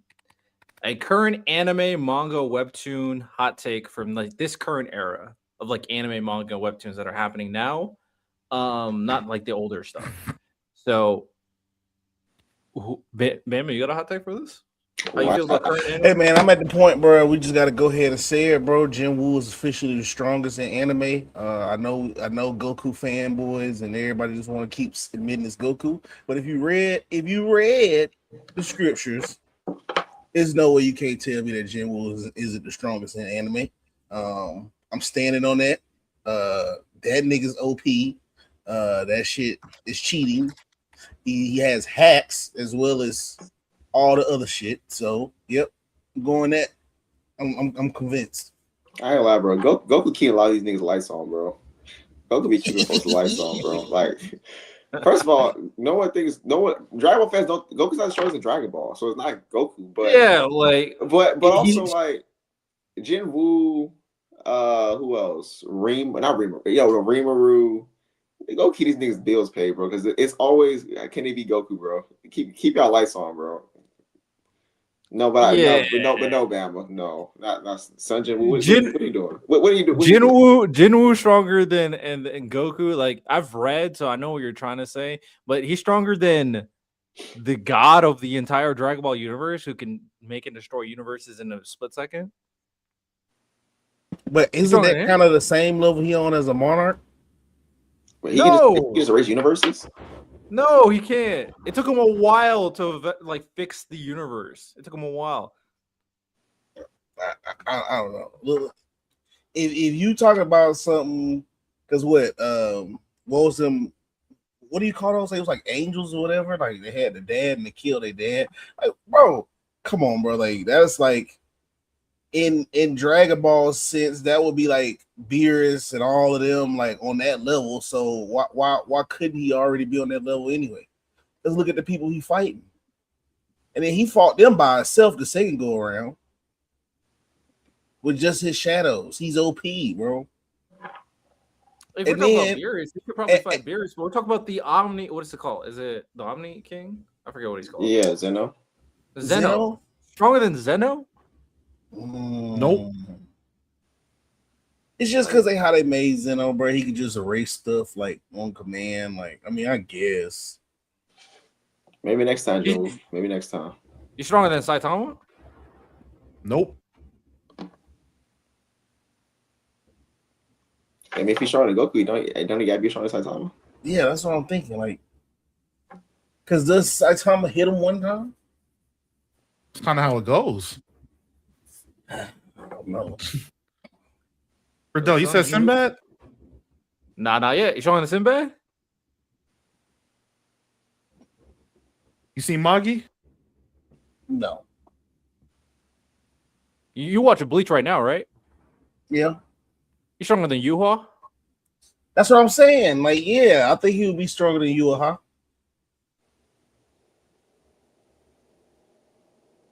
Oh. I mean, you read the manga, right? All of it, right? I've read all of it, yeah. Like, it's not I'm talking about him. I'm talking about him at the end of that manga. Yeah, he became like manga. this godly being, but Yuha's weird because the way he lost is Mickey. So Yeah, I mean, I agree. he's stronger than Shinra. You seen Fire Force? No. Shinra's a god. Sunju was solid. There's levels above him. I don't hate it though. I don't hate it. Ty, were you about to give a hot take? Of the current era, let me think a little longer. Okay. Miles, you want to give something? I'm gonna be attacked by everybody up here, man, but I gotta do it, man. I don't care how hard you guys try to proposition these new age anime up. They're just not as good as the old school. I don't think You kind of took my take. when I put like Witch Hat Atelier, Freerin, I guess, Gachi Akuda. When I put all of these anime into a handful, and then I compare them against Bleach, Naruto, FMA, One Piece. This new generation suck, man. I'm sorry, this shit suck, man. I hate this. I ain't gonna lie, bro. I'm sorry, Ty. No. Hold on a second. A lot of those 2000 anime do not hold up. No. I see. You're talking about you. I like how you went like to the FMA. That was smart. You started off rough, but I'm gonna say like a lot of those Naruto rough. I didn't say Naruto. I didn't say Naruto. No, shout Naruto. But what I'm saying is like if I take the landscape, like a lot of the ceiling of anime has risen because a lot of those average anime, like in the 2000s, the average anime today I think is better than average anime back then. A lot of them average, like the least lists are not the average. So. Bro, so I agree with what you say. What I said is not the average. Them stars be rough. So what do we consider like? To my like an average one. Would you consider Sword Art Online average? Well, I consider Sword Art Online average. Sword Art Online is better than all of the average shit today, bro. Wait, if we compare it average to average, I mean, so when I was thinking average, I'm thinking like is Reborn average? No, I would say it's a little bit above. I was thinking like an Air Gear, like something that's average. Now, that's average. Okay. Air Gear is not that cold, so I'm with you on Air. Average, I'm with you on Air average, Gear. You know what I'm saying? But if I am taking the top tiers of the era, so we're saying like I guess we're saying like post Naruto, right? So My Hero to now. Yeah, that's fine. And I have ALT on the ALT came out 2013. I have it in that. Okay, that's even better. Right, with Villain Saga be that the manga was in 2000. Oh yeah, Villain's New Age. Vinland is New Age for sure. Okay. I was gonna say mine was in 2000, but okay, we'll take that. No, but I was because we're talking anime. That's what. Okay, cool. I love that. Yeah. Fam, what? My Hero, Vinland Saga, AOT, JJK. I can stack those up with any of them just you just named. Vinland Saga, JJK, AOT. Wait, y'all think? I don't agree. Ty. Okay. Hold on. Okay. So I think Bleach is the weakest link we got. Okay, I agree. I agree. Yeah, y'all don't think that AOT can stand up to Full Metal? Well, no, I said I got AOT as the AOT came out in 2012. Right. Wait, so when I do want to specify when I'm talking about the new era, I'm talking about like this current post 2020s type of era. So post JJK and My Hero. Well, this is because I do this. I'm asking. Yes? No, yeah, I'm answering. So when I created this category, I was thinking about this current generation moving forward. And the reality is My Hero is done. JJK is also done. The anime is going to be finished in like in the next couple of years. And it's like the crop that is currently going to be here and then moving forward. That's kind of how I'm thinking about this current generation. So to me, because I don't even look, I low-key, even though JJK's anime is here, like it's relying on a finished product that finished like. Okay, that's fine. So if that's the take, because that's a little different. I'm thinking just like the different. Moss could mean something different, but that's what. Yeah, because for me, my cutoff, what I consider new is like, I'm not gonna lie, when I left high school. So I would say like 2015 and on. That's new to me. So so ALT be before that then. Yeah, that's what I was saying. ALT came in 2013. Okay. So maybe the most recent at that point, probably the biggest one that came out at the time was My Hero then. My Hero came out 2015. Okay. Then JJK followed it, Demon Slayer, so on and so forth. Okay. So wait, what side of Vinland Saga go on? Well, Vinland Saga anime came out. It's on the other side. It's on the newer side. Okay, cool. Yeah. So Vinland's the gem that they lucked into. They My Hero and JJK. What? See, I'm different. See, like Hunter for me, Hunter and shit would be like new anime for me.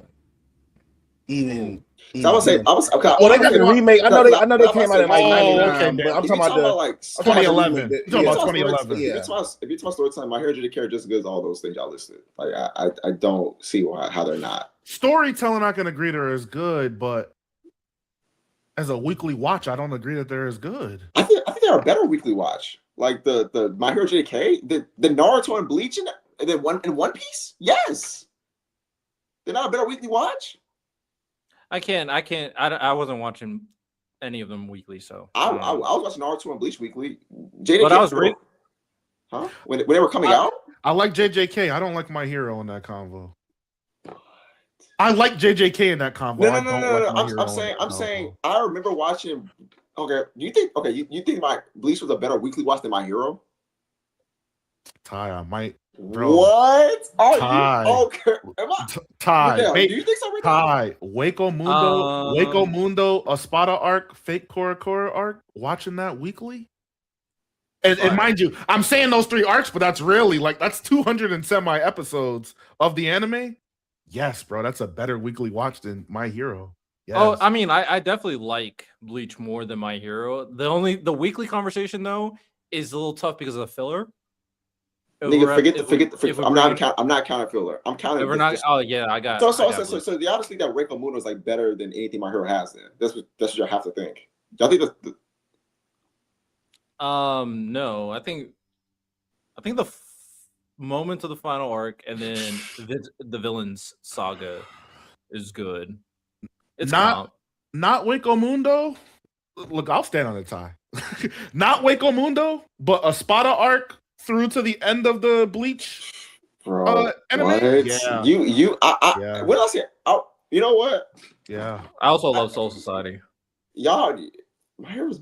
I like the invasion too, Riddell. I like the invasion. My Hero is a better. I mean, I enjoyed Bleach. I think it's a better story and it has a better anime, better scheduling for the anime. That's one thing. I don't see how it's even close. Scheduling is hard. I just can't really argue scheduling because I don't know what exactly we're talking about. But no, I'm saying overall, do you think that the pacing of Bleach? I'm not talking filler. Just the anime itself is as good as My Hero. No. I don't think the pacing of a majorities are probably as good as the New Age. I think that's the leg up that they have. But I think that just comes with time and the industry changing, though. Right. That's what I'm saying. That's what I'm saying. The weekly watch, right? That goes into the weekly experience. Listen, man. You know what? JJK, I'm looking you eye to eye. My Hero, weekly. Sports Festival, I thought was gas. If I'm thinking about it, was cold. Truth be told, a lot of those old series on a weekly experience cannot leave JJK and I. The way that JJK had the streets moving every week for 3 seasons, a lot of those JJK is one of the best. It's arguably the best. I don't agree with that. Bleach can, but maybe Naruto. I don't know if One Piece can. Because Ty, I'm gonna be honest with you though. I don't think the season 2, the whole series. Season 2 of JJK was Shibuya, right? Mm-hmm. It was Gojo past arc plus Shibuya. It was the hidden inventory of Shibuya. Season 2, I'm with you. Season 1 JJK, I don't think was that crazy. Oh, I agree to that. Right. But then you also got the Substitute Soul Reaper. Shut up. Yo, stop bringing up Bleach. It's the first arc. It's the first arc. We saw the first season of Bolt. Also, it's not fair because we know it's not. No, it's fair. No, it's fair. It's fair. It's fair. He's talking about all this stuff. It's fair. But then I got 200 episodes of Yes. And they're not better week watch than JJK from Gojo past arc to now. It's not. No. Okay, and then I'm gonna y'all Bleach. Let's go to Naruto. Oh, give me Naruto. Naruto weekly watch was. Come on, Ty. No, it was. Especially pre-time Naruto. Up until Shippuden, when they started playing, when they started playing with niggas' life in Shippuden, that's when it got ugly. No, the final arc for Naruto is a mess. Not just that. I think that but up until Pain, the pacing was terrible in Shippuden. Like even like the Tenchi Bridge, y'all ever Tenchi Bridge? That piece was nasty. It was crazy nasty. It was nasty. And niggas always play on One Piece pace, but now now we don't even talk about it. Niggas play One Piece pace and anime. I watched it a little bit growing up, but I'm mainly manga, so I'm gonna trust you niggas to be trustworthy on this. Y'all enjoyed that One Piece weekly watch? I'm gonna be honest with you, Ty. I'm gonna be honest with you, Ty. Mm-hmm. Yeah. No. Let me clarify. I know you enjoyed it. It's a good story. Let me clarify real quick. Before you clarify, hold on, Ty. Let me read these super chats. Angie Carr, can new gen claim an old anime property like Hunter x Hunter?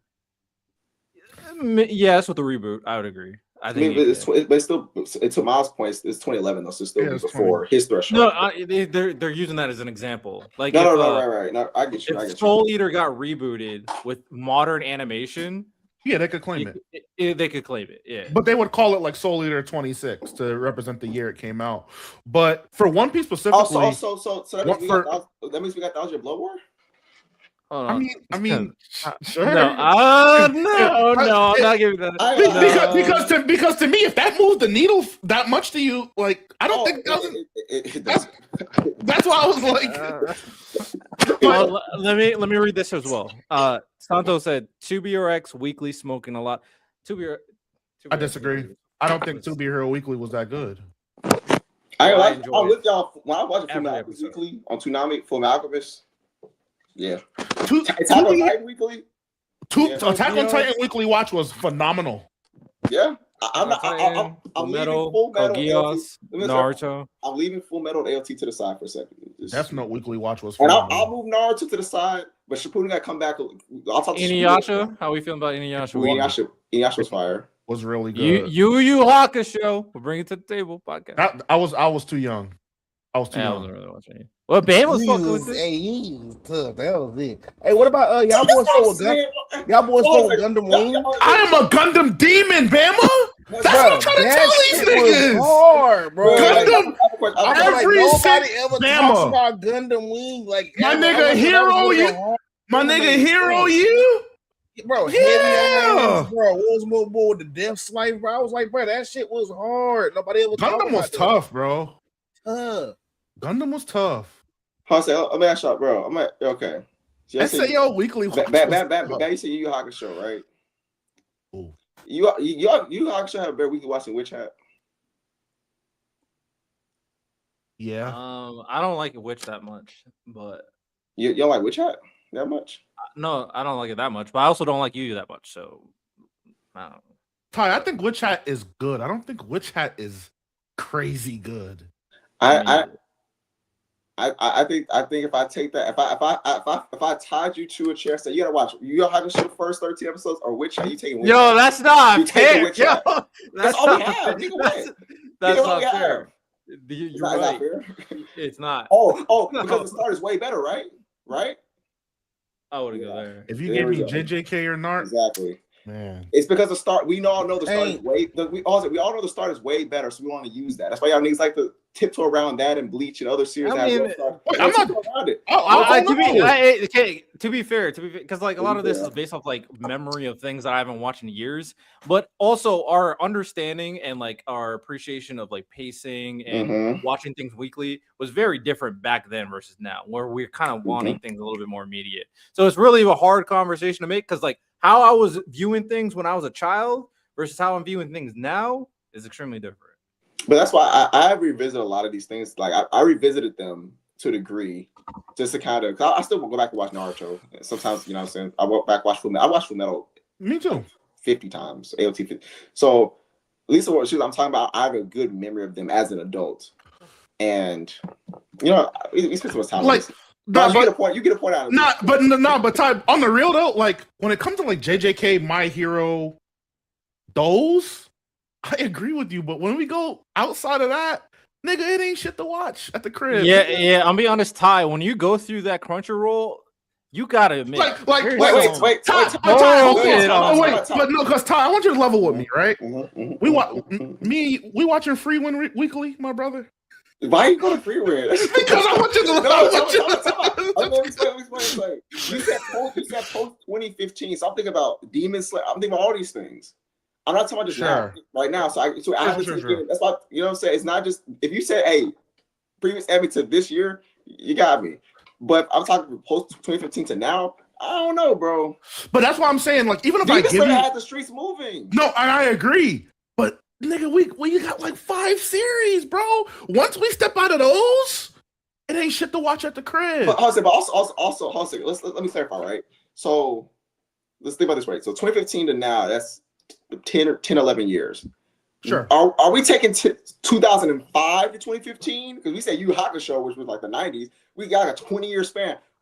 Give me a 10-year span. Let's just stick to there. Because now okay, so concrete 10-year span, 05 to 2015. Okay. Now let's go on 05 to 2015. Let's take a gander. So we just off the top of my head, some of that I know. We got Hunter. We got Full Metal Alchemist. Wait, I was saying Hunter 99 was Hunter's 2011. Okay, cool. You got me. We got Hunter. I said that. Was Cowboy Bebop, I think. Cowboy Bebop was the 90s. Yeah, that's how old. Naruto. Okay. We got Naruto. Most of part 1 is done by that point, though. So we because Naruto came out in like 03, right? Yeah, I'm about to say that by the time we get to like 2005, 6, we're getting into part 1 to Shippuden. I believe. Hey, that's the best part of part 1. We get okay. Okay. We get a Sasuke retrieval. But also that 100 episodes of filler after Sasuke leave that we had before Shippuden, because Sasuke leave around. But we had some more stuff to watch. We had other stuff to watch. Well, Inuyasha would have been over. We got like 3 Gundam series. We got Eureka 7. We got Reborn. We got Code Geass. We got Code Geass, yes. Death Note Weekly Watch was good, Ty. No. That was that Code Geass. Oh, okay. I know. Hater. D Gray Man. We got D Gray Man was pretty good. Shaman King was pretty good. I said Magi already. Fairy Tail, somebody in the chat said. Black Lagoon. People who locked in Durarara, whoever's the Durarara fans. I was never tapped in, but I know of it. Like SAO. My point being, Ty, and I just think it's like I don't know. I feel like we're the most mainstream anime's ever been.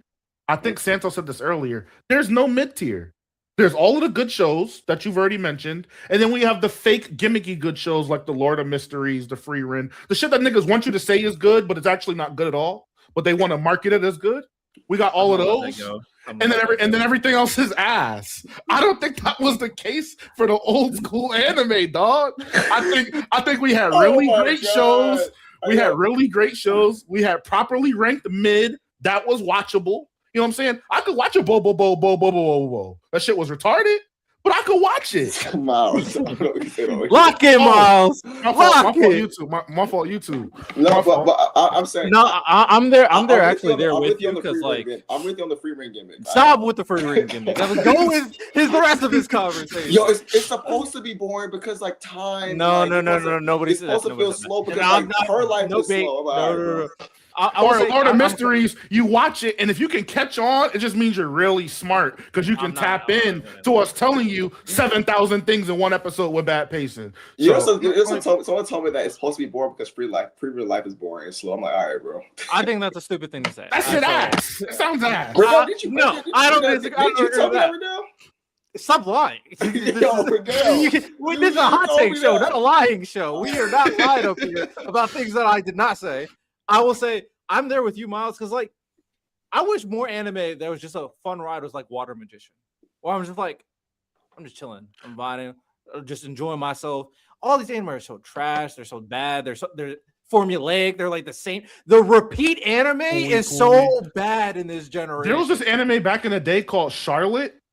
Definition of mid, but it was a good weekly watch. They did just enough to where you invested with the characters. The power system was just good enough for there to be some decent fights. Like, we don't got no mid nowadays. Cooley, Elfin Lied. There's no like, mid, and yeah, Elfin Lied was fire. Steins Gate, that's probably our only fake woke PR anime of the old school. That's in the Lord of Mysteries free run tier of fake PR. Not actually good. Well, can we acknowledge that Code Geass is like that tier adjacent? It's adjacent. Yeah, no, Ty. No, I agree. I don't agree. Like it's AOT don't got nothing on Code Geass because it's like so like all right, bro. It's so intricate and the ending really makes you think. My nigga, if I gotta, for sure, bro, for sure. Y'all killing me. Even though I think AOT is better. You know what? I'm not gonna go too much on my hot take because it's kind of similar to Miles. It's really just like I'm very worried about Shonen Jump in particular moving forward with all these series ending because they really don't have a lot of crop once One Piece ends. Kagurabachi and Ichi the Witch. I don't know if they can carry Jump, but we'll see. So yeah, this current generation of like anime and manga that's been popping up hasn't been moving me too much, and I'm hoping the webtoons can fill a gap. But right now, their webtoon trajectory is like Solo Leveling is the only one that's been popping. The Tower of God adaptation has not been well received. Noblesse adaptation hasn't been well received. They're hoping for Unordinary. Lord of Mysteries came out, but only people in China like that anime, to be honest. And Lonnie.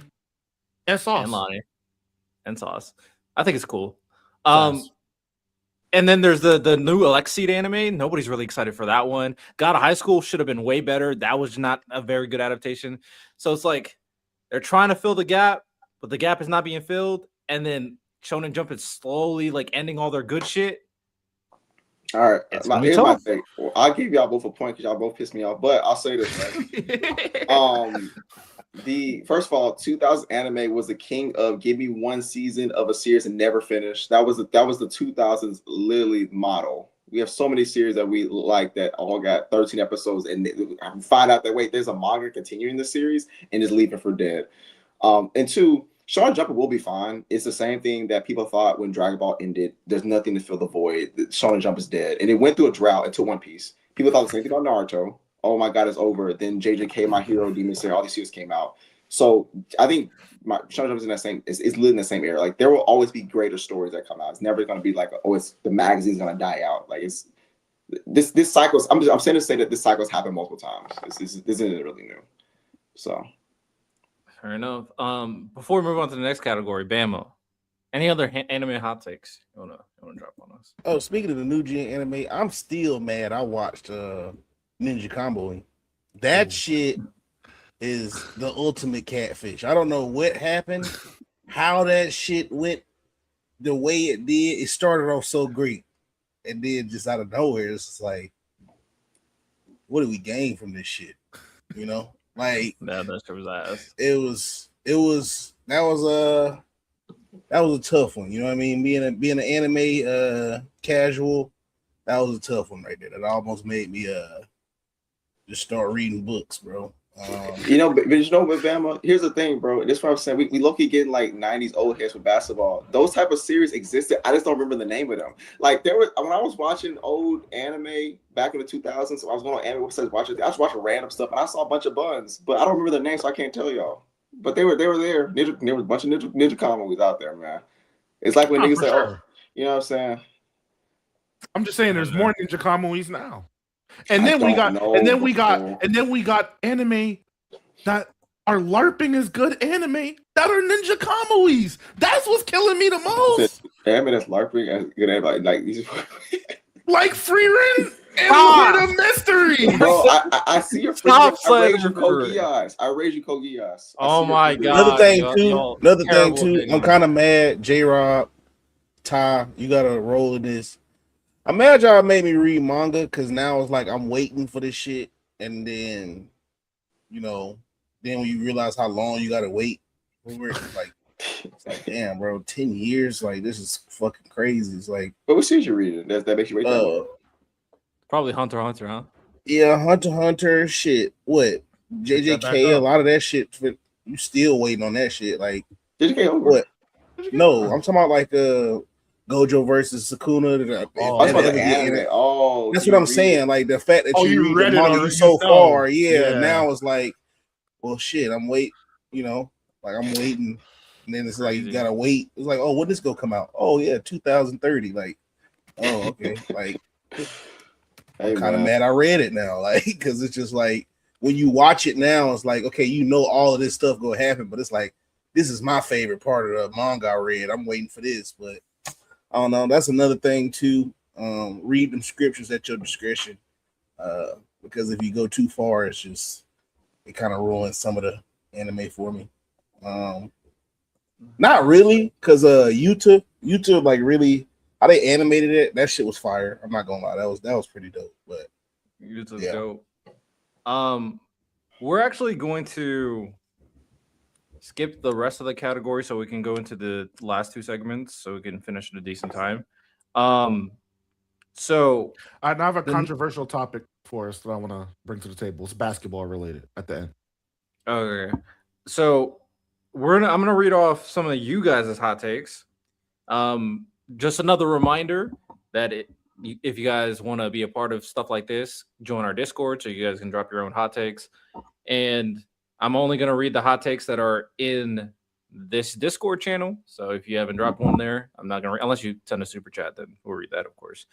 But this is us reading the hot takes from our community, part of the Black Sensei Society. Join our Discord so you're going to, be a part of the community, of course. We're going to react to some of their hot takes, ladies and gentlemen. Before we do that, super chat, $2 super chat, hot take, 80s, 90s hand-drawn anime clears 2010s, 2020s. Ooh. What do you feel about that? You said hand-drawn animation? Yep. Hand-drawn anime, yeah. I don't know. Maybe. I'd have to really see how many like 80s and 90s anime were hand drawn that I've seen, but maybe, probably. Yeah, it's hard to say. Personally, I don't hate the take. All right, first hot take. This is about highly rated popular TV shows. One of the categories we skipped, but someone has a hot take for that category. Leon, our boy Leon, he said, "I blame George R.R. for Game of Thrones' bad ending more than D&D. I don't know who D&D is. That N-word should have been working on the books." I feel him as a consumer of Game of Thrones, but if a nigga don't want to work on his magnum opus, he don't have to, bro. It's kind of what we're dealing with as Hunter x Hunter fans. If that nigga Tagashi is, whether it's because he's unwell or just doesn't feel like it, can't put that pen to the paper, and they decide to make some shit, that's not Tagashi fault. So, yeah, I do blame RR, but yeah, I mean, if he doesn't want to do it, then yeah, you can't really force him. But I think he's a fraud for sure. I stand by the theory I put out on our Instagram. Any other Game of Thrones fans out here? I can now claim myself as a Game of Thrones enthusiast. Bama, you watch Game of Thrones? Okay, not top 10. Bama, you all right, fuck next. with that. Bama, you would fuck with Game of Thrones, bro. Yeah, for sure. This shit. Hey, I think so. I'm gonna give it a chance. I've been watching Cowboy Bebop. So Bama, it's medieval, and it's a lot of what I'm saying's out there. But when you start getting into how they be moving behind closed doors to backstab each other, and when they do put steel on steel with them swords, them big battles, Game of Thrones is cold, bro. A lot of cool characters too. So, all right, we got a hot take about the current anime era by D Weezy or D Wizzy. I don't know how you say your name. We are finally in a generation where fight choreography has a much higher standard and is unfortunately starting to date some of our favorites. Those shows like DBZ are fun to go back and watch. The level of choreography from some of the fights in the series is unacceptable in 2026 onward. What y'all think? I disagree, man. You go back and watch those older 2000s anime. When there was a fight that warranted it, they upped the animation, and that shit holds up today. Naruto versus Sasuke in the Final Valley Part 1 holds up today. I've seen that fight many times. All of those Sasuke retrieval fights hold up today. Dragon Ball Z, to me, still has one of the best showings of speed in the fight between Vegito and Super Buu. Like, those old anime, yeah, the animation style is not as polished as today. You know what I'm saying? The clarity that some people might not like. It was good, bro. Them fights was good as hell. Rob Lucci versus Luffy was good as hell back in the day, bro. It was. Some of the fairy tale fights, the end fight in Cowboy Bebop. I don't know if you're caught up, Bama, but that fight was really good. Full Metal Alchemist fights were underrated. They were pretty good. I don't know, man. Yeah, I think some of these fights, obviously they're different, but they're still good. I still enjoy watching them. Any thoughts, Bama, Ty, about that hot take? Nah, you hit it right on the head, man. I'm just thinking about all the fights. EA and them boys, like that was just amazing animation. Yeah, you can go on and on with a lot of them older animes. Like, We respect our older generation, man. Majin Vegeta versus Goku? That shit was choreographed great, bro. All right. The next hot take is also about the current manga era, but this is about Kingdom. Anybody read Kingdom up here? I started it. Okay. Roboku is a top 3 antagonist of all time. Uber smart, cunning, very precise in every decision. Oh, this is Sauce, by the way. Sauce made the mistake. In every decision he makes, rarely makes mistakes, and where he does, he has contingency plans. He's always there to stop or halt the side we are rooting for. And to top it off, he has honor that makes everyone respect and adore him, friend or enemy, and those that don't just hate him because they aren't him. Roboku hype. I think Roboku's amazing, so I don't hate the take. Yeah, I want to stray away from like top 5s and 3s and stuff myself because it is kind of too hard to gauge. But just to put him in like an all-time tier, yeah, Roboku's tough. For sure. Very smart too. Underrated in terms of his intelligence. All right, we got an NFL take. Bama. Thoughts on this one? This is also from Sauce. The current NFL is in a solid spot, but I honestly feel that people need to let go of the fact that the quarterback is everything or the most important because we lived through the golden era of quarterback with Tom, Peyton, etc., and will not have that again. The most important piece on your team varies from team to team, and every team can't have an all-time great quarterback. Oof. What are your thoughts, Bale? Real quick, football casual, real quick. Mm-hmm. I hear all y'all talk about Lamar and Mahomes and Allen, Burrow. Did this so-called golden age of QBs ever end? Is Mahomes not the GOAT to y'all? Like skill-wise? I don't think it ended. Personally, Yeah, that's just my tidbit as a nigga that don't like football. Now, this current quarterback era can stack up. Like I understand, but I don't agree to that, especially with the new crop now becoming new age superstars. But yeah, Ben, what's your thoughts? It's just really the progression of football. I mean, it's tough to say, man, because I used to like the diversity. The mid 2000s. Just depend on what type of team you had. Like if it was like a heavy run team, like you didn't have a quarterback like that, so we went all in on the run game or whatever the case may be. But I mean, it was showing you back then, even it was getting to that point because if you had a quarterback that could turn your offense up, like Kurt Warner, it's like that's what you want to gun for now. Like we could put points up, get to the Super Bowl a lot easier. really what it is, bro, they want to sell tickets. You know what I mean? And it's a lot easier to sell tickets with that quarterback. You know what I mean? Like, so if you got a quarterback, I can market this. It's like I can see it like from a standpoint of, you know, what a game trying to progress, whatever the case may be. It's easier to market a quarterback versus a whole team. I mean, to say you ain't gonna be able to find one, I mean, that's just what era we in. Though we looking for it now because that's like what we molded now. Like, you know, you see all of these college coaches, they running these type of, well, some of them that get away from the RPO because I feel like the RPO is probably damaging finding franchise quarterbacks because it's just, oh, if this dude do this, you do that. That's not a fucking read. Like, that's just garbage. If you ask me, in my opinion, you're not really making reads out there. You just reacting if somebody do something else. But when you do find them star-studded quarterbacks, dog, I mean, it's nice. It's nice to see it, you know, where they can elevate an offense, you know, make average players look good, you know, whatever. I mean, I don't know, bro. That's just where football is now. You just accept it. You know, we look for the good quarterback now because shit, that keep it real, that shit do elevate your team, bro. Like, once you get a good quarterback, bro, it just take your team.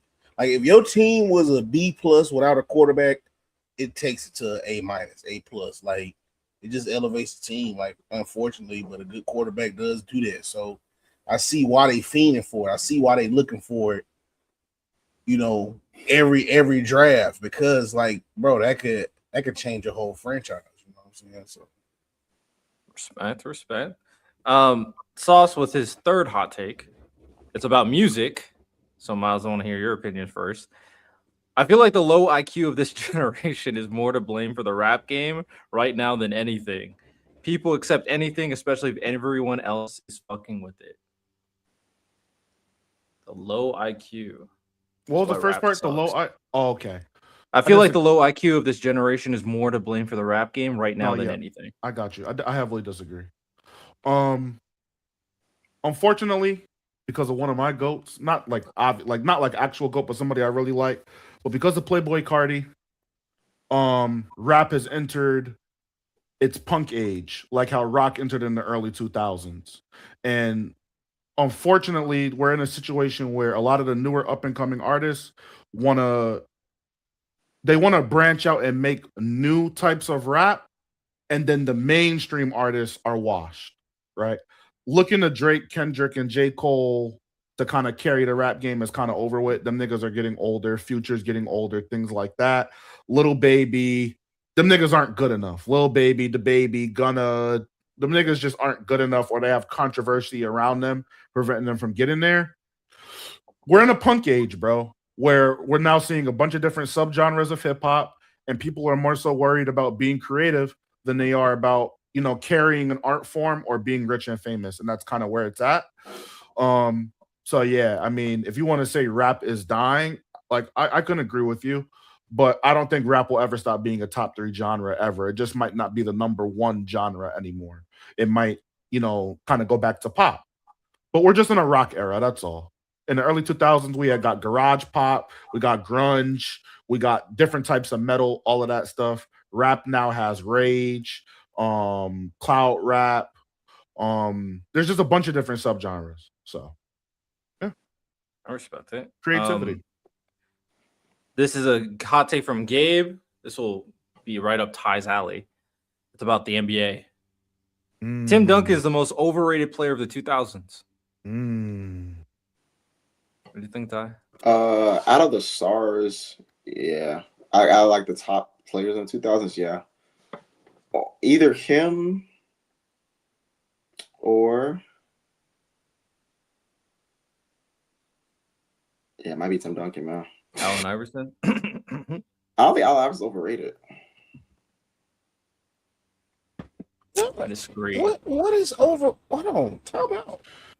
What is overrated about Tim Duncan? Ooh. When did Tim Duncan get overrated? Like what? Overrated. I guess I've been missing. Overrated just simply means people rate you higher than you should be. So if you're, let's say that you're a top 5 player, but people say you're number 1, you're overrated. Doesn't mean you're bad. You're just not 1. That's overrated. I think people think overrated as if you say someone's overrated, people think that you're thinking they're bad. That's not what that overrated just means. You're rated higher than I think you deserve to be. So people say Tim Duncan is better than Kobe. I say that makes him overrated. Doesn't mean that he's like way worse than Kobe. Just not better. Yeah, like overrated just means rank you lower than you just like. It could be you can go from one. People think so if someone said if I think Jordan's overrated, I think he's not one. I think LeBron is better, but it doesn't mean he's 10 or 15. He's not one. You agree with that, Ben? You okay with that? You understand? I don't know. I think it's like always the case to be made for him. I mean, he didn't have the most attractive play style, but if you look at what he did, he was an anchor on defense. And if you look at that throughout the whole ways, I mean, he popped Kobe a few times. They had to go through each other in order to win. He was the best player on that team. All of those teams where he won championships. You could talk about Tony Parker. If it wasn't the way he rim protected and set the tone of the defense, them dudes don't win. Them later years of Tim Duncan, he was ass, man. Yeah, he wasn't. Yeah, he this is the biggest thing for me is that for as high people rank him, he is not held to the standard that people that they rank him near are. So, for example, I brought this up earlier. In 2011, he was a number 1 seed. His team was healthy, and he lost to an 8th seed. Can you imagine if LeBron was on a number 1 seed and lost to an 8th seed in the first round? Or if Kobe? People would never stop talking about it. But it happens to Tim Duncan, it just swept on a rug because he's Tim, and no one really cares. So that's what I mean. Like, I think why I'm saying he's overrated is because he's not held to the standard of player that the other players he's compared to are. That's why I think he's overrated. That's the biggest reason. And also, I also don't think he's as good at basketball. Like, I don't think he's as good as basketball as Bron and Kobe. But people put him in the same tier. Like, if Tim Duncan was actually like, people get on Kobe for losing Finals MVP to Shaq, but people say nothing about Tim Duncan losing Finals MVP to Tony Parker and Kawhi. People say Shaq was he lost Finals MVPs to Shaq, and everyone kills him for it. This man can lose Finals MVPs to Kawhi Leonard, a role player at the time, and no one said. People kill Curry for it, but no one kills Tim Duncan. You see what I'm saying? Like, but he's in these conversations, but he's never held to the standard ever. So no, he's never. And you want to know why people don't hold to the standard? Because deep down we know he's not as good. Deep down we actually know he's not as good as LeBron, Kobe, or Steph, or I think he's right behind them. But I think deep down we know he's not as good. So we don't hold to the standard. The same way that we were talking earlier about certain things that happen with One Piece. The reason why certain complaints people have with One Piece main cast, you don't hear people talking about that with other main casts because One Piece held to a higher standard, right? When you see there's plenty of main casts that aren't as good as One Piece, but you don't hear the same complaints because Oda sets such a high standard that we just know that we're not gonna hold to that standard. It's fine.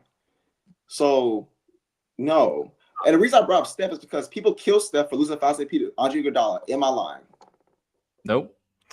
Move on to the next hot take though. Bama. Joe Burrow is the most overrated quarterback I think I've ever seen. That's Gabe's hot take. You agree? He's starting to get overrated.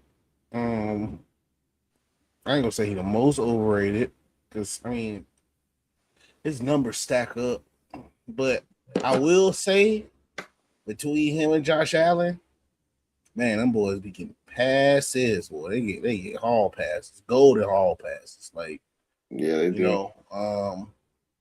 They can miss playoffs, play bad. People just, oh well, but in 2023, like they was like, okay, all right, I guess. Chilling, my boy, man. We're about to win the Super Bowl this year. Wait, who y'all talking about right now? Joe Burrow. Joe Burrow. That's your board down. I'm trying to be like Miles and go to a championship parade, and I want to go to the Baltimore Ravens ones because that's probably gonna win it next year. No. We're gonna win it here in Ohio. If Baltimore win, tie. I'll be Bro, down there. Nigga, I'm lit, bro. I'll be down there. 4-hour drive, boy. Bro. You know what? I don't see You it. know But what? Joe New Burrow, Orleans wins, I you know agree we though. should Joe go. Burrow is kind of getting overrated though. Haters. Gabe's final hot take. Well, for this, Gabe was cooking. Gabe has a hot take about like general hot take about anything in life. That's one of the categories we skipped. His hot take is we as a society need to get back into being literal about the things we say. Stop changing the definition of things, beating around the bush. True. Sometimes you gotta like. It's hard because you want to spare people's feelings and everything, and people get very emotional. But I've kind of like moved past that premise as well. It's like it is what it is, man. To add to his hot take, we need to bring back bullying and shame. Bring it all back. People are too comfortable being able to say whatever, do whatever, and face no scrutiny about it. Let's bring it all back.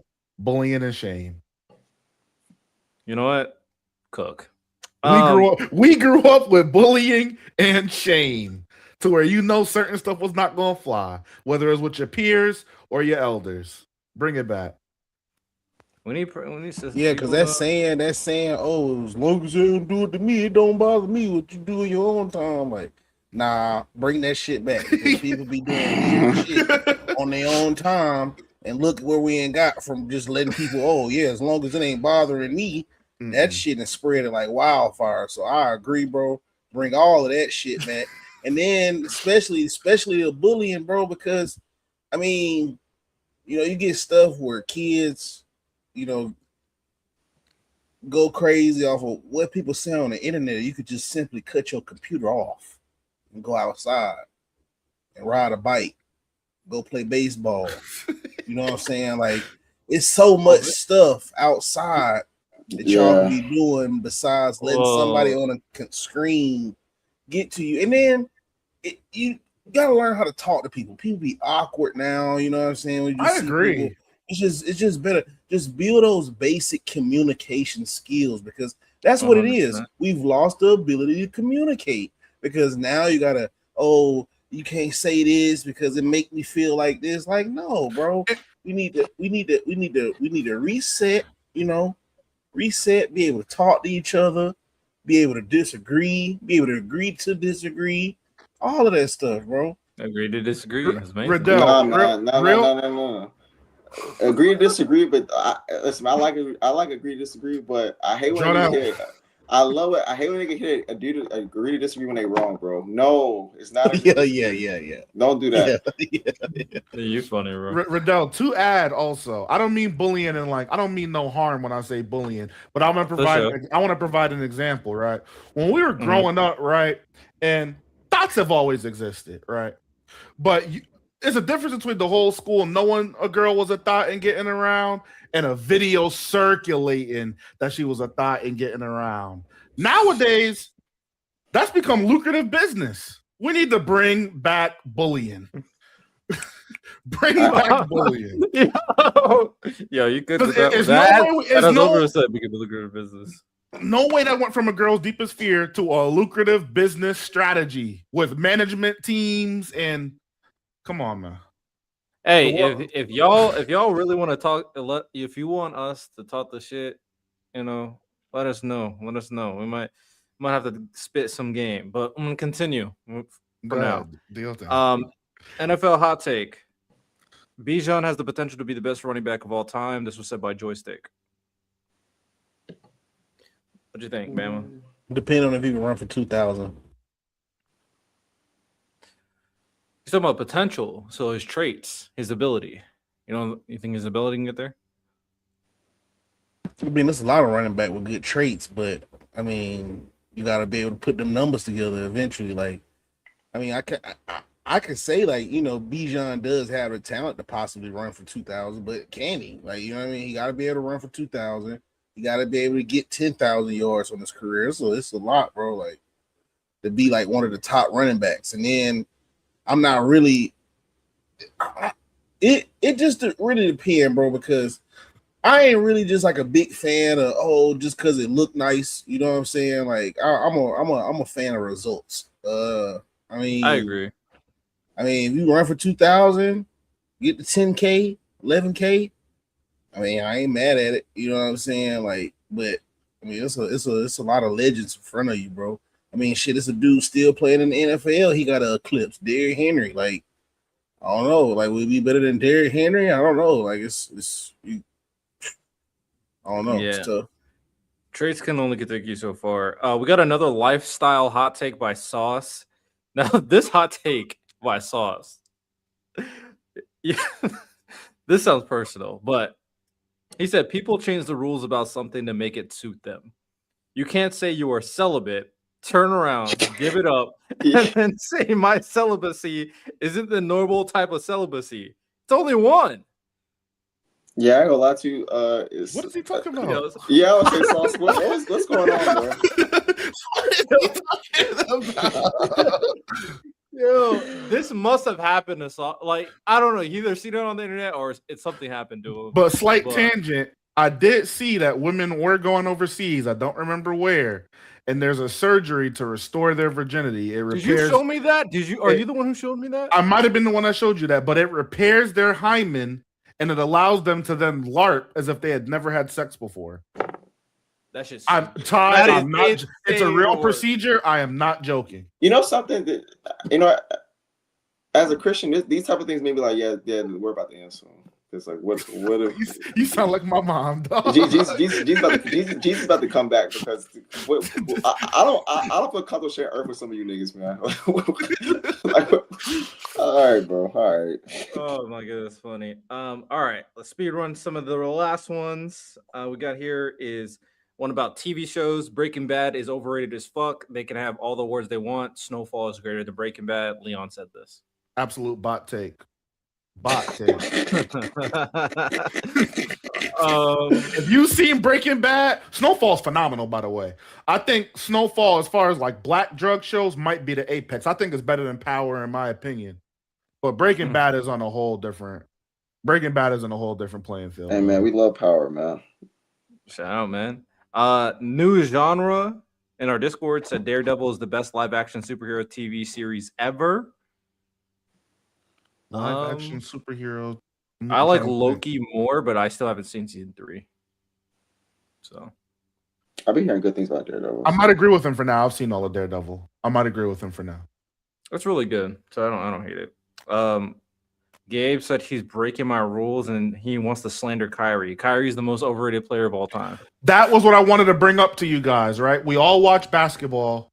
Is Kyrie Irving a top 5 ISO scorer all time, gentlemen? No, 1v1 or team basketball.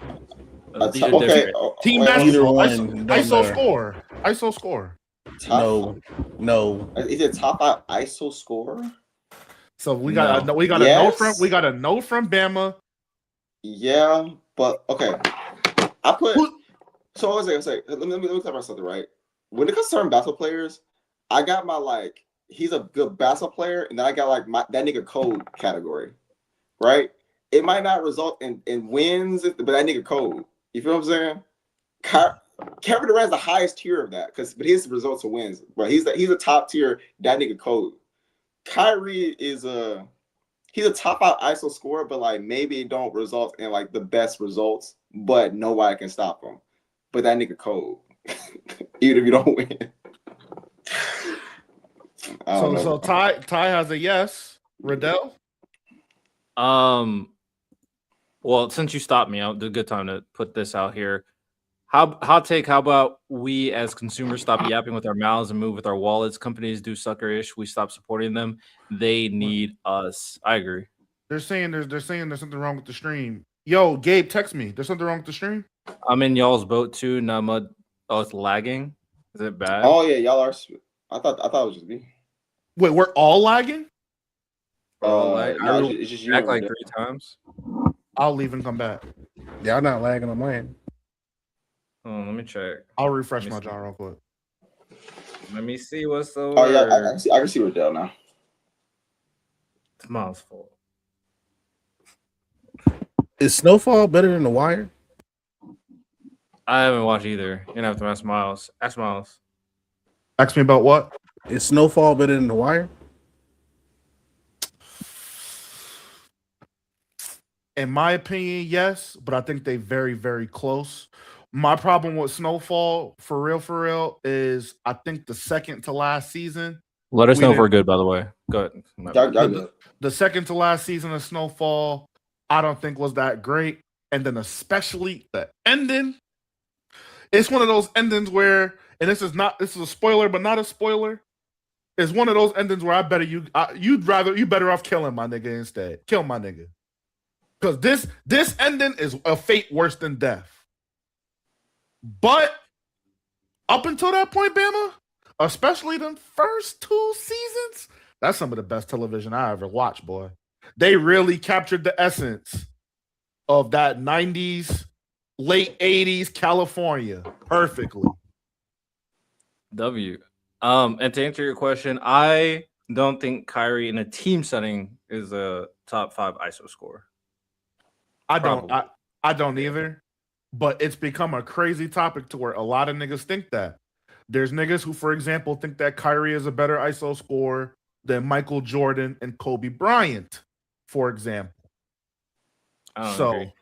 They're probably thinking of like creating your shot with your dribble, but ISO scoring is more than that. ISO scoring is how you get that ball in the bucket and you got one person in front of you. Exactly. Thank you. That's all that matters. By that standard, he not better than Giannis ISO scoring. Like Giannis in that paint, yes, the wall of Giannis, they had to put 4 people down there for him because that run he went on where he was just putting you in the paint, converging at 92% up under that rim, bro. He damn near looked like a ghost of Shaq, bro. I was just like, bro, so what the fuck are they finna do with Giannis? Like, Giannis was one of those names, and LeBron was the other. When we were arguing about it in the comment section under Trent's channel or whatever, I didn't want to bring them up, but I'm with you. People are way too caught up in how shit looks and not how effective shit is. I don't care if LeBron can only do a tween. If you can't stop that nigga from getting to the rim and he's scoring every possession 1-on-1, he's a demon ISO scorer. Simple. I don't give a fuck if you can finish with both hands, put some English off the top of the rim. If I can do 2 moves and do it more effectively than you, it is what it is, gangster. I'm glad you can put English on it, though. And so my thing is like this, right? And it's how I look at Kyrie. So I agree that in a team setting, I think LeBron is a better scorer. But I think, so for example, right? If I'm just specifically talking about 1-on-1, which I'm thinking about, I'm not thinking about like how other players are moving. I'm not thinking about like you coming off of screens. That's not ISO technically. I'm not even thinking about transition, which like LeBron and Giannis are like top tier at. I'm thinking talking about you just have an ISO on the wing and you got a 1-on-1 situation. That's the only thing I'm thinking about. Because like there's other aspects of scoring there's other aspects to scoring, like transition, screens, catch and shoot. None of these things are ISO technically, which is why that's why I think Kyrie, you can argue he is that. So like overall scoring is different than specifically ISO scoring. Because like obviously like things like transition, like LeBron and Giannis are way better. It's not even close when it comes to transition scoring. Or if like you can argue like KD off a screen or Klay Thompson off a screen, like this, they're better. But if I just got them like on the baseline and he's got a 1 situation, I think I got Kyrie. I'm gonna give you some names. I want you to just say nay or yay, like a gauntlet. Okay. Kyrie or Harden. That was the original convo, by the way. And as an isolation score. No screens. No transition. No isolation. Oh, James Harden. Okay. That's tough. Kobe. Jordan. Isolation time. Jordan. I'll say Jordan. But that's what I'm saying. I'm thinking about his overall, for example, transition. Remember, Jordan's great, also great because of transition scoring or coming off screens, like catch a screen mid range. Like that was like his ISO bag. I'm not as impressed by it, but he did a bunch of other things different outside of those things. that made it why he's a better overall one. But I'll say MJ for politics. W politics. I will say this. Yeah, the stream's kind of fucked up right now, so we might have to end. Which is fine.